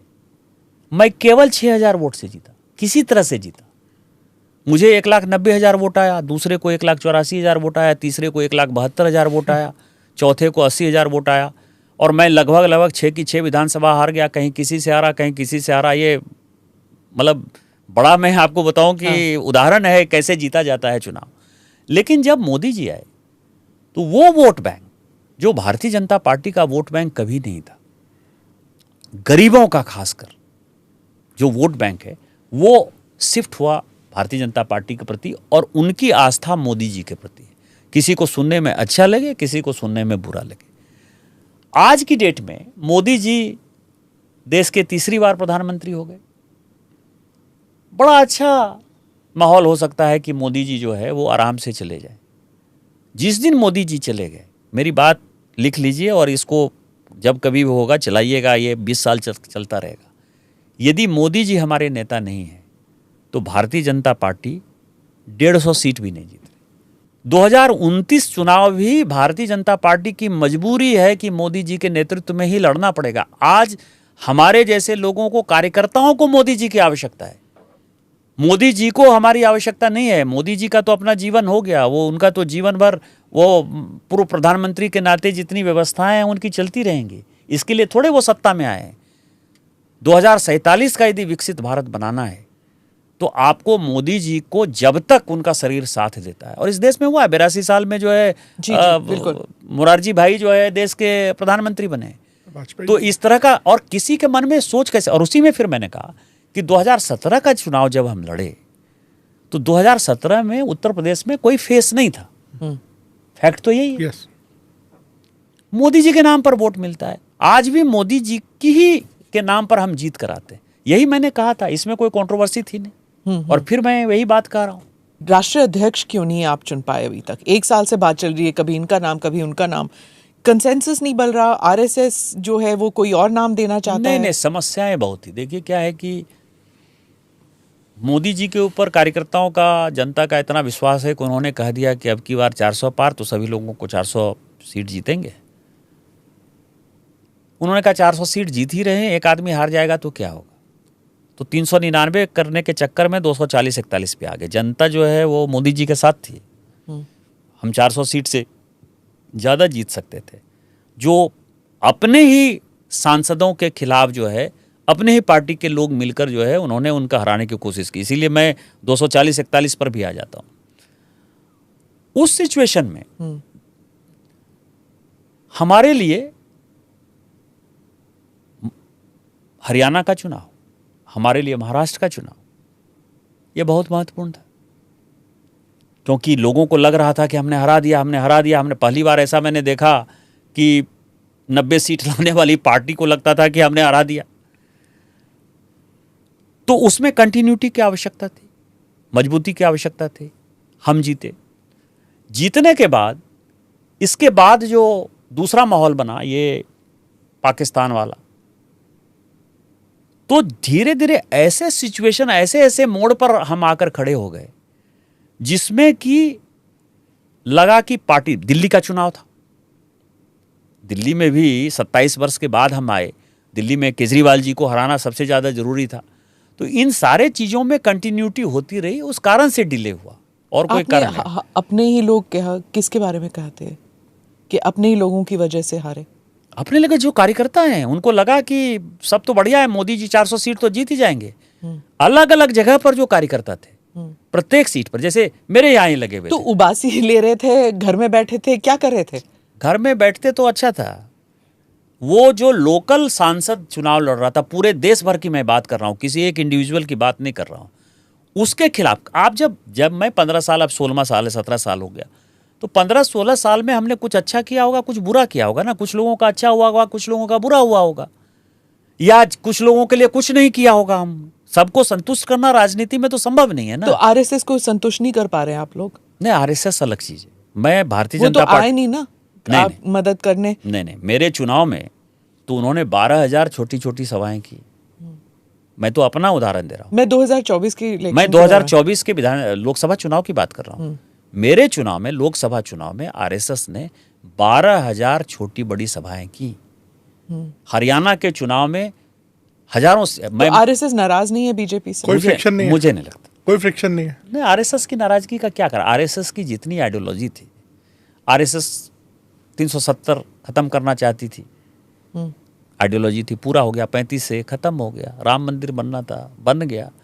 ऐसा कौन सा यूनिफॉर्म सिविल कोड जो है जगह जगह पर बनी रहे, ऐसा क्या है जो कि आरएसएस जो है, चूंकि मैं स्वयंसेवक के नाते जो चीज़ें शाखा में सीखते आया, ऐसा कौन सा चीज़ है जो मोदी जी ने पूरा नहीं? क्योंकि जब मोहन भागवत जी कहते हैं कि 75 पे रिटायर होना चाहिए, जब ऐसे बयान आते हैं तो फिर लोग पूछेंगे चर्चा तो सही होती कि है। किसके मुझे बारे लगता में? है कि उनका बयान भी जो है वो गलत परिप्रेक्ष्य में जो है, कोई मैंने सुना कि कोई कहानी वो सुना रहे थे और उसको उन्होंने उसके साथ वो तो जोड़ दिया। मोहन भागवत जी के साथ होता ही है कि उनके बाइट इतने लंबे होते हैं, तो जब लास्ट सेंटेंस और फर्स्ट सेंटेंस को जोड़ने में काफी वक्त लग जाता है। आज जो पार्टी आपको नजर आए 2009-10 के बाद जो डिमोरलाइजेशन था, उसमें मोहन भागवत जी का तो बड़ा योगदान है जी। इस पार्टी को एकत्रित करने में, इस पार्टी की सरकार बनाने में। राष्ट्रीय स्वयंसेवक संघ का उनके नेतृत्व में बड़ा योगदान है। उन्होंने, आपको ध्यान हो कि उस वक्त जो है एक ऐसे आदमी को बनाया जिसने दिल्ली में कभी रहे ही नहीं थे, नितिन गडकरी जी को अध्यक्ष बना दिया था। फैक्ट तो यही है ना। तो इसलिए मोदी जी को भी जो है पूरी पार्टी में उस वक्त जो स्टॉलवर्ड्स थे, डॉक्टर जोशी हों या आडवाणी जी हों, कोई भी जो है इनके पक्ष में जो है खड़ा नहीं दिखता था। इन सबों के विरोध के बावजूद भी राजनाथ जी के नेतृत्व में मोदी जी को प्रधानमंत्री पद का उम्मीदवार बनाया। तो इसीलिए ये पौधा उन्होंने खड़ा किया। तो इसीलिए उनकी बातों को मुझे लगता है कि गलत परिप्रेक्ष्य में ये कहा जा रहा है। और भारतीय जनता पार्टी में जो मैंने आपको कहा ना कि आज मोदी जी को आवश्यकता नहीं है, आज भारतीय जनता पार्टी को आवश्यकता है। और सहमत हो या असहमत हो, पॉलिटिकल पार्टी जो है वो पर्सनालिटी कल्ट के आधार पर जो भी बिहार के जो पॉलिटिशियंस हैं, जिनसे भी आप बात करो, गठबंधन के पॉलिटिशियंस, वो कहते हैं कि अब बीजेपी का ऑपरेशन सिंदूर का जो एजेंडा था वो चलेगा नहीं बिहार में। नरेंद्र सरेंडर का जो नारा है जो राहुल गांधी ने दिया था, वो गठबंधन बार बार कहेगा ये कि अब मोदी जी में वो बात नहीं रही कि वो अब ट्रंप के खिलाफ वो डट के खड़े नहीं हो सकते। ये गठबंधन के नेता कहते हैं। ये उनके कहने से नहीं होगा ना। बिहारी जो है वो पॉलिटिकली बहुत ही स्ट्रांग हेडेड जीन्स है। बिहारी पैदा ही होता है राजनीति सीख कर, समझ कर, बोल कर। जितनी बातें दिल्ली में बड़े बड़े पॉलिटिकल जो टेक्नोक्रेट हैं वो नहीं बता सकते, वो बिहार में एक चाय की दुकान पर आप बैठ जाइए, चाय बनाने वाला आपको वो पूरी कहानी बता देगा। ये हमारा बड़ा पुराना फार्मूला है चीज़ें भापने का, वहाँ जाके। और उसके लिए मैं बताऊं कि ये पता है सबों को कि मौलाना मसूद अजहर के परिवार के लोगों को किस तरह से भारत की सेना ने ख़त्म कर दिया, किस तरह से उसके आतंकवादी ठिकानों को बिना उसके सीमा में घुसे हुए हमने कैसे मार दिया, कैसे उनके एयरबेस पर हमने अटैक कर दिया। ये सबको पता है, इसीलिए किसी के सर्टिफिकेट की आवश्यकता नहीं है। और सरेंडर कौन किया, कैसे किया, काहे किया, आज बांग्लादेश बनाकर इंदिरा गांधी ने जो भूल की है उसका खामियाजा बिहारी कैसे भोग रहा है, ये सब कुछ पता है। बांग्लादेश बना के भूल किया? निश्चित तौर पर। तो अगर पाकिस्तान इतना बड़ा होता, इतना बड़ा मुल्क होता, आपकी दोनों तरफ होता तो अच्छा होता ना। हम पाकिस्तान से लड़ते ना, आज तो हम 2 देश से लड़ रहे हैं। आज 2 देश से लड़ रहे हैं। उस वक्त तो पाकिस्तान जो है एक ऐसा स्टेट है जो आतंकवादियों का जो है संरक्षक है, पूरी दुनिया इसको समझती है। बांग्लादेश से तो वो अलग हो गया ना, बांग्लादेश ने अपने आप को अलग कर लिया कि नहीं, हमको आतंकवादियों से मतलब दोस्त तो था। अच्छा है बस ना सर, अभी हमारे मतलब रेडिकल नेबरहुड थोड़ी कम हुई उस तरह से। नहीं, ये तो अभी आपको शेख हसीना के आने के बाद नजर आया ना। नहीं तो बांग्लादेश तो इसी कारण से तो इन्फिल्ट्रेशन बढ़ा। जैसे नेपाल से लोग आते हैं, भूटान से लोग आते हैं, वैसे ही 71 के पहले जो है कोई बांग्लादेश से नहीं आता था, क्योंकि पाकिस्तान के प्रति जो है आम जनता में आक्रोश था, चाहे वो हिंदू हो मुस्लिम हो। 71 के बाद जब आपने कह दिया कि ये मित्र राष्ट्र है, जो हमारी आपकी फीलिंग है, आपके बातचीत से भी ये लग रहा है, उसी कारण से तो घुसपैठिए बढ़ गए ना कि ये तो हमारा ही तो है, कोई दिक्कत थोड़ा है।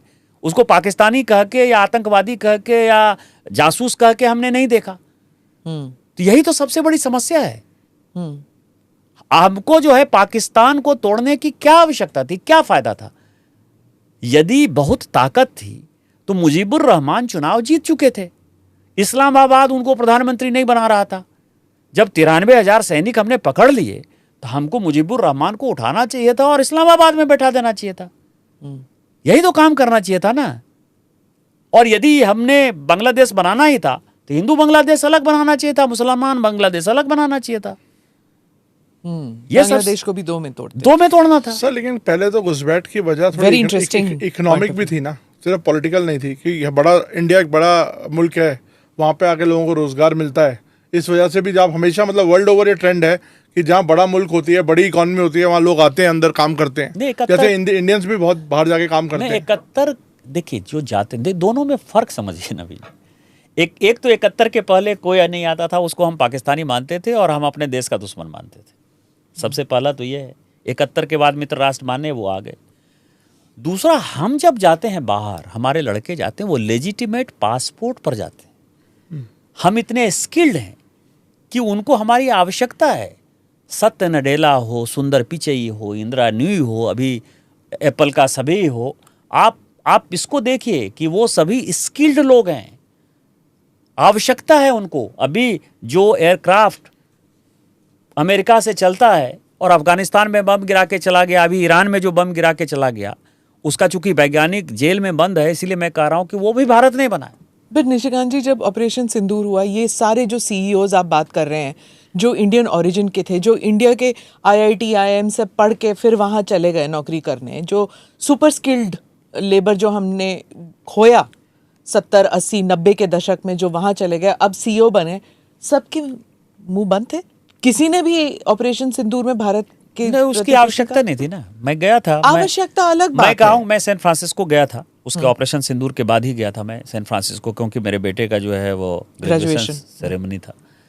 तो मेरे से सब मिले थे और अपनी कम्युनिटी में वो पूरा कैंपेन कर रहे थे। सब की मैं बात कर रहा हूँ, मैं नाम नहीं लेना चाहता। ये जितने लोग थे कि अमेरिका की गवर्नमेंट कैसे प्रो इंडिया हो और इंडिया में किस तरह से terrorist activity, Pakistan terrorist activity 1947 के बाद से बढ़ाया हुआ है, पूरा कैंपेन करते हैं वो। आप समझिए कि वो हार्डकोर नेशनलिस्ट हैं। वहाँ बैठकर भी जो अमेरिकन नागरिक भी हैं, वो भी भारत के ही पक्ष में दिन रात, चाहे वो यूनिवर्सिटी में पढ़ा रहे हों, हार्वर्ड के लोग मिले मुझे, ऑक्सफोर्ड के लोग मिले, सभी लोग मिले, येल के मिले, कोलंबिया के मिले। वहाँ मतलब छुट्टियाँ थी, इसीलिए ऑक्सफोर्ड और कैम्ब्रिज के भी प्रोफेसर मिल गए मुझे, और वो सभी लोग वहाँ कैंपेन कर रहे हैं। मतलब उसमें मुझे कहीं भी किसी प्रकार का कन्फ्यूजन नहीं है, क्योंकि मैं डेलीगेशन के तौर पर नहीं, व्यक्तिगत तौर पर उन लोगों से मिला था। निशिकांत जी, आप डेलीगेशन लेके भी गए, आप पार्ट थे डेलीगेशन का। कुछ लोग ये कहते हैं कि डेलीगेशंस को उस तरह का ऑडियंस नहीं मिला जो मिलना चाहिए था, हाई लेवल की मीटिंग्स नहीं हो पाई। और दूसरा, कई देशों ने, आप आई थिंक आपका ग्रुप में शायद नहीं हुआ लेकिन दूसरे ग्रुप्स में हुआ, लोगों ने कहा कि सबूत कहाँ है। हम तो उन कंट्री में गए जहाँ की सबूत सबसे ज़्यादा मांगने चाहिए थे। हम तो ऑर्गेनाइजेशन ऑफ इस्लामिक कंट्रीज और ऐसी कंट्रीज़ में गए।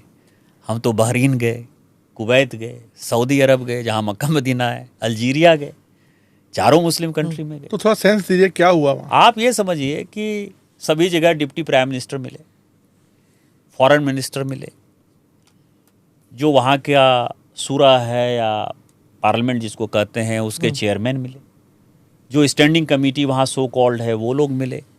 कई एक जगह तो ऐसा हुआ कि जो सांसदों का एक ग्रुप बनाया हुआ है मैत्री संघ का, वो सभी रिसीव करने से लेके छोड़ने तक हमारे साथ रहे। सुबह 4 बजे भी वो रिसीव कर रहे थे और रात में 2 बजे भी वो सी ऑफ कर रहे थे। लंच भी करा रहे थे, डिनर भी करा रहे थे। कभी किसी ने कोई सबूत नहीं मांगा। तो जब उन्होंने सबूत नहीं मांगा, और डेलीगेशन में हम कौन थे, हम तो सांसद गए थे। जब डिप्टी प्राइम मिनिस्टर मिल रहे हैं, फॉरेन मिनिस्टर मिल रहे हैं, इससे बड़ा क्या सोचते हैं आप? आपको लगता है कि अमेरिका डेलीगेशन गया तो उसकी मुलाकात अब उपराष्ट्रपति से तो हो ही गई, जेडी बेंस से, अब इससे बड़ा क्या होता है? अब ट्रंप से मिलते। नहीं कुछ अब वही छूट गए ना अमेरिका में। जेडी वेंस के मिलने के बाद तो ट्रम्प ही छूट गए ना। तो जिनको जो बोलना है वो बोलते रहे। वास्तविकता ये है कि इस डेलीगेशन में माननीय प्रधानमंत्री जी का ये मास्टर स्ट्रोक था। ऐसे ऐसे लोगों को उन्होंने डिप्लोमेसी में भेज दिया जिसको कि कभी फॉरेन अफेयर्स के बारे में पता ही नहीं, डिप्लोमेसी क्या होती है पता ही नहीं। और मैं आपको बताऊं कई एक किस्से हैं, जैसे सऊदी अरब में जो उसका फॉरेन मिनिस्टर है जुबैर, वो बहुत ही हार्डकोर डिप्लोमेट है, बहुत हार्डकोर। मतलब उसने 2 घंटे तक जो है पूरा भाषण दिया और उसका एक इंसिस्टेंस था कि ठीक है टेररिस्ट है, लेकिन हमारे यहाँ भी टेररिज्म की एक्टिविटी होती है, यमन करते रहता है, यमन उनके यहाँ बहुत अटैक करता है, लेकिन इसके बावजूद भी हम बातचीत करते हैं। तो एक बार फिर से जो है प्रयास करो कि बातचीत होनी चाहिए, पाकिस्तान के साथ बातचीत होनी चाहिए। तो जब और हमारे जो लीडर थे जय पांडा, वो किसी में फंस नहीं रहे थे, मतलब बड़े आर्टिकुलेट थे। हर्ष श्रृंगला जो अभी सांसद हो गए वो भी हमारे कमेटी में थे, फॉर्मर एम्बेसडर और फॉरेन सेक्रेटरी तो हो गए। तो मैं आपको बताऊं, मैं अपनी बात, मैं यदि यहाँ ब्लंट नज़र आता हूँ तो वहाँ भी ब्लंट था। 1 घंटे के बाद मैंने जय पांडा को कहा कि मैं कुछ बोलूँ। तो कहा हाँ बोलिए। तो मैंने कहा कि ऐसा है कि हम आपकी बात सुनने के लिए नहीं आए, हम अपनी बात सुनाने के लिए आए। और मैंने कहा कि आप लोगों के दबाव में आज के हमारे प्रधानमंत्री तो बहुत मजबूत हैं, लेकिन जब हमारे प्रधानमंत्री कमज़ोर प्रधानमंत्री थे, पपेट थे, तो उन्होंने आप लोगों के दबाव में जब 2008 में मुंबई ब्लास्ट हो गया और पकड़ा गया, अजमल कसाब पकड़ा गया, पूरे दुनिया को पता था, तो हाँ भारत ने अटैक नहीं किया। 175 लोग मारे गए, 350 लोग घायल हो गए। उल्टा जो है जनवरी में जरदारी और मनमोहन सिंह जी की बातचीत हो गई और जून के महीने में रूस में संघाई कॉन्फ्रेंस में दोनों की मुलाकात हो गई।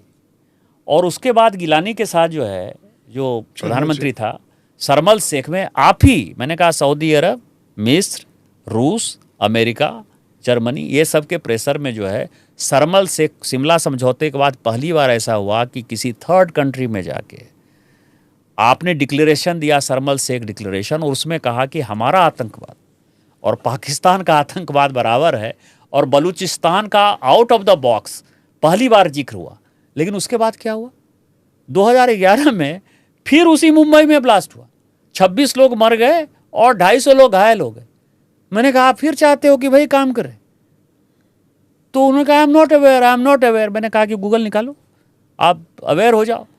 फिर मैंने कहा कि आपका दूसरा विषय हम देखते हैं कि पूरे मुस्लिम कंट्री में आप इनडायरेक्टली बोल रहे हो, मैं डायरेक्टली बोल दे रहा हूँ। आप कहते हो कि फ़िलिस्तीन वाले मुद्दे पर हम इजराइल के साथ हैं। मैंने कहा कि मैं अभी अमेरिका था 18 मई को, इजराइल का जो है नेशनल डे हुआ।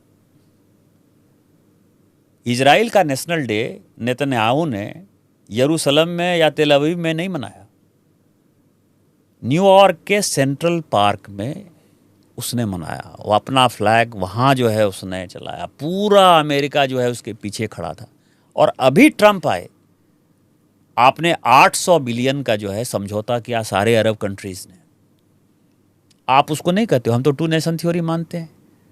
दूसरा, आप यहाँ मौजूद हो, आप चलो लड़ने के लिए इजराइल के खिलाफ, अमेरिका के खिलाफ लड़ने के लिए चलो। हम यदि आपके पीछे नहीं खड़े हों तो आप मुझे बताओ।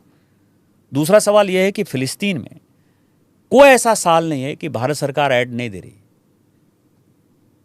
जब यासिर अराफात को पूरी दुनिया नहीं पूछती थी तो 83 के, जबकि मतलब फ़िलिस्तीन को मान्यता नहीं मिली थी कंट्री के तौर पर, हमने नॉन अलाइंड मूवमेंट के कॉन्फ्रेंस में यासिर अराफात को बुलाया। 76 से हम उसको सपोर्ट कर रहे हैं। और इस साल भी माननीय मोदी जी ने इस साल के बजट में 40 मिलियन जो है इजराइल को छोड़कर फ़िलिस्तीन के लोगों को, गाजा पट्टी और वेस्ट बैंक के लोगों को ऐड देने के लिए कि समस्या होगी तो हम देंगे। कोरोना में हमने टीका दिया, 2 साल 21 और 22 में हमने गेहूं भेजा। तो हम तो फ़िलिस्तीन के, लेकिन हम हमास के साथ नहीं हैं। यदि आपको लगता है कि हमास मिलिटेंट ऑर्गेनाइजेशन और उसके साथ भारत सरकार होगी तो आप गलतफहमी के शिकार हो। इस बात के बाद से ठंडे हो गए, फिर हम लोगों को लंच कराने लगे, फिर हम लोगों को डिनर कराने लगे। तो मैं आपको बताऊं कि उस तरह के लोगों को, जिसको डिप्लोमेसी कुछ नहीं पता था, आप समझिए ये बातें यदि मैं यहाँ कह रहा हूँ तो वहाँ कितना होगा। जय पांडा की नाराज़गी भी हो गई कि ऐसे नहीं होता है, हम तो यहाँ अच्छा बात करने के लिए आए हैं। तो मैंने कहा कि ऐसा है कि हम अलग अलग पार्टी के अलग अलग डेलीगेशन हैं, हम कोई सरकार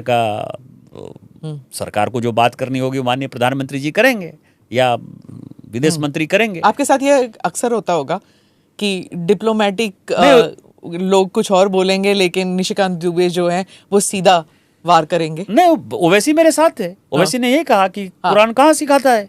उसने फिर ऐड किया कि कलमा पूछकर, मतलब कलमा नहीं बोलते हो, हिंदुओं को मार दिया। उसने साफ कहा कि हिंदू को जो है मुसलमानों ने मारा और ये हम बर्दाश्त के बाहर है, ये चीजें कुरान नहीं सिखाता। मतलब पूछ तो कहा, और फिर जो है हम और ओवैसी एक साथ जो है कमरे में चले गए। तो फिर 2 घंटे 3 घंटे के बाद जो है वो जय पांडा किसी से बात हुई होगी उनको, फिर उन्होंने कहा कि नहीं ये लाइन ठीक है कि एक हॉट रहेगा एक कोल्ड रहेगा, चीजें ठीक। Good cop bad cop. एक और बड़ा सवाल जो हम मतलब मिस हो जाता, अब मेरे को याद आ गया। आपने जुडिशरी को भी आड़े हाथों लिया एक टाइम पर। अभी आपने बोला कि कम्युनल राइट्स जो कंट्री में होती है वो सुप्रीम कोर्ट की वजह से हो रहा है और असेंबलीज को और पार्लियामेंट को बंद कर देना चाहिए। हम कभी ऐसे बोले तो हमको तो वो मतलब कंटेम्प्ट ऑफ कोर्ट से बच गया बाल बस। नहीं, 6 पेज का जजमेंट तो मेरे ऊपर दिया है। सुप्रीम कोर्ट ने बोला ये इररिस्पांसिबल स्टेटमेंट है। नहीं, वही कह रहा हूँ, 6 पेज का जजमेंट तो उन्होंने दिया ही। लेकिन जो बातें हैं वो आम जनता की बात है। आप ये समझिए, मेरा 2 चीज़ों के लिए कंसर्न था और मैंने कहा ना कि मैं किसी प्रश्न को जो है डक नहीं करता। वो दिख रहा है। मतलब जो पूछेंगे उसका जवाब है हमारे पास। इस देश में आम आदमी जजमेंट के लिए परेशान है। 50 साल 60 साल 70 साल से केसेस चल रहे हैं। अभी माननीय प्रधानमंत्री जी ने और गृह मंत्री जी ने जिसको इम्प्लीमेंट कराया BNS, भारतीय न्याय संहिता, उसमें एविडेंस एक्ट वगैरह में जिसमें चेंज किया है, तो उसमें एक टाइम लाइन फिक्स कर दिया है कि साल भर के अंदर मोर और लेस आप समझिए कि अब जजमेंट सारे हो जाएंगे। यदि सभी जगह लागू हो जाएगा भारतीय न्याय संहिता, फिर भी बैकलॉग 25 साल चलना है। हाँ, लेकिन नए जो केसेस हैं उसमें मतलब ये आप समझिए मोदी जी के जो कई एक बड़े लेजिस्लेशन है जिससे कि आम जनता को फायदा होगा, उसमें ये BNS सबसे बड़ा लेजिस्लेशन है, क्योंकि सभी लोग कोर्ट कचहरी के चक्कर में जाते हैं। तो आप समझें कि 60 साल 70 साल के केस है, उसके लिए टाइम लाइन निर्धारित नहीं करते। माननीय मुख्य न्यायाधीश साहब को तो पहले तो वो टाइम लाइन निर्धारित करनी चाहिए ना। लेकिन टाइम लाइन क्या निर्धारित करेंगे? राष्ट्रपति महोदया क्या करेंगे? राष्ट्रपति महोदया निशिकांत दुबे नहीं है। राष्ट्रपति महोदय या महोदया वो इस देश के प्रथम नागरिक हैं। भारत के संविधान ने उनको हमसे अलग रखा है। हम सब द्वयम नागरिक हैं, इंक्लूडिंग प्रधानमंत्री जी, उपराष्ट्रपति जी, लेकिन माननीय राष्ट्रपति या जो भी होंगे वो प्रथम नागरिक है।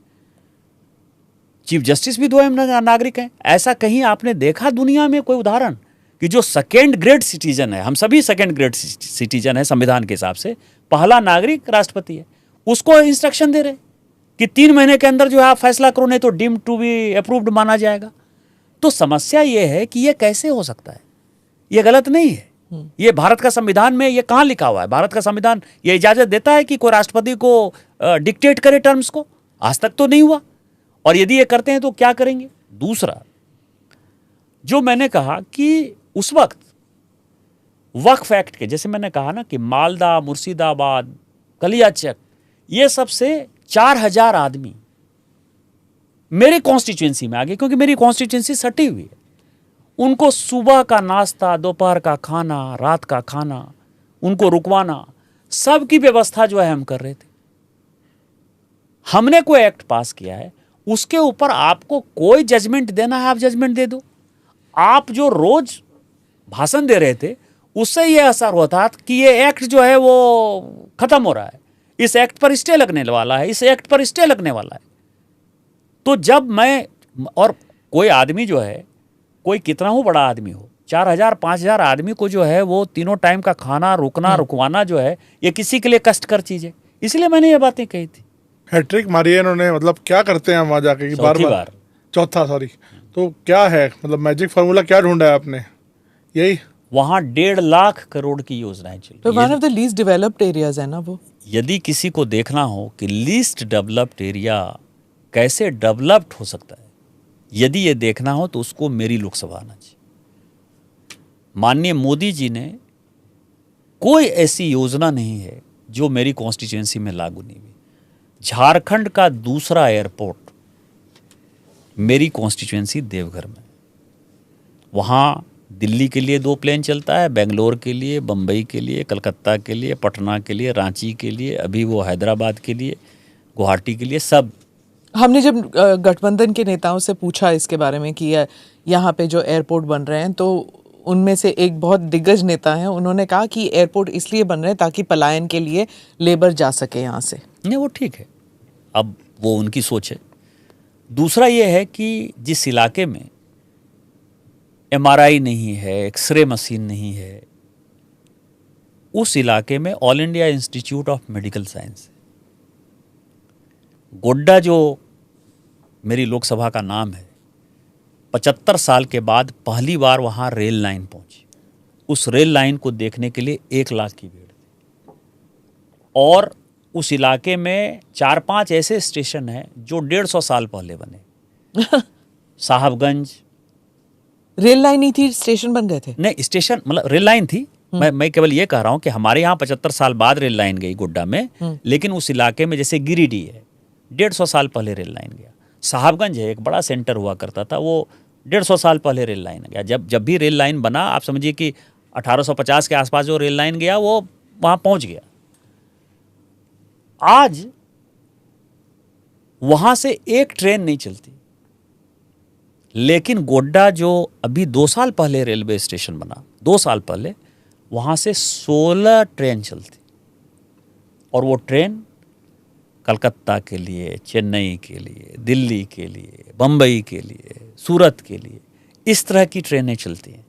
वहाँ medical college, engineering college, ITI, 4 लेन, आप योजना का नाम लीजिए, वहाँ DRDO का centre, software technology park, plastic park, IFFCO का जो है नैनो फर्टिलाइज़र प्लांट, अभी कल ही मैं बात कर रहा था, डिक्सन जो फ़ोन की जो है बड़ी कंपनी है, जो सैमसंग वगैरह का फ़ोन बनाती है, वहाँ वो वॉशिंग मशीन का प्लांट डाल रही है। एवरेडी जो है वो बैटरी का प्लांट डाल रही है। तो मतलब वहाँ पावर प्लांट है। वहाँ झारखंड बनने के बाद सबसे बड़ा जो है इन्वेस्टमेंट वहाँ हुआ, 20,000 करोड़ तो का वो जो लेबल हट जाएगा। अडानी ने पावर प्लांट बनाया, वहाँ सीमेंट प्लांट जो है बन रहा है। तो मतलब हरि अनंत हरि कथा, 1.5 लाख करोड़ की योजना जो है वो मेरी लोकसभा में या तो पूरी हो गई है या पूरी हो रही है। कोई ऐसी योजना नहीं है कि वहाँ गई नहीं। इस कारण से लोग वोट देते हैं, इस कारण से मैं 4थी बार सांसद हूँ। चलिए, इस बात पर हम कॉन्वर्सेशन रैप अप करते हैं। पॉडकास्ट में आने के लिए धन्यवाद। धन्यवाद, आप लोगों का धन्यवाद। Thank you for watching or listening to this edition of the ANI podcast with Smita Prakash. Do like or subscribe on whichever channel you have seen this or heard this. Namaste, Jai Hind. This episode is powered by easemytrip.com. Click here to watch the previous episodes.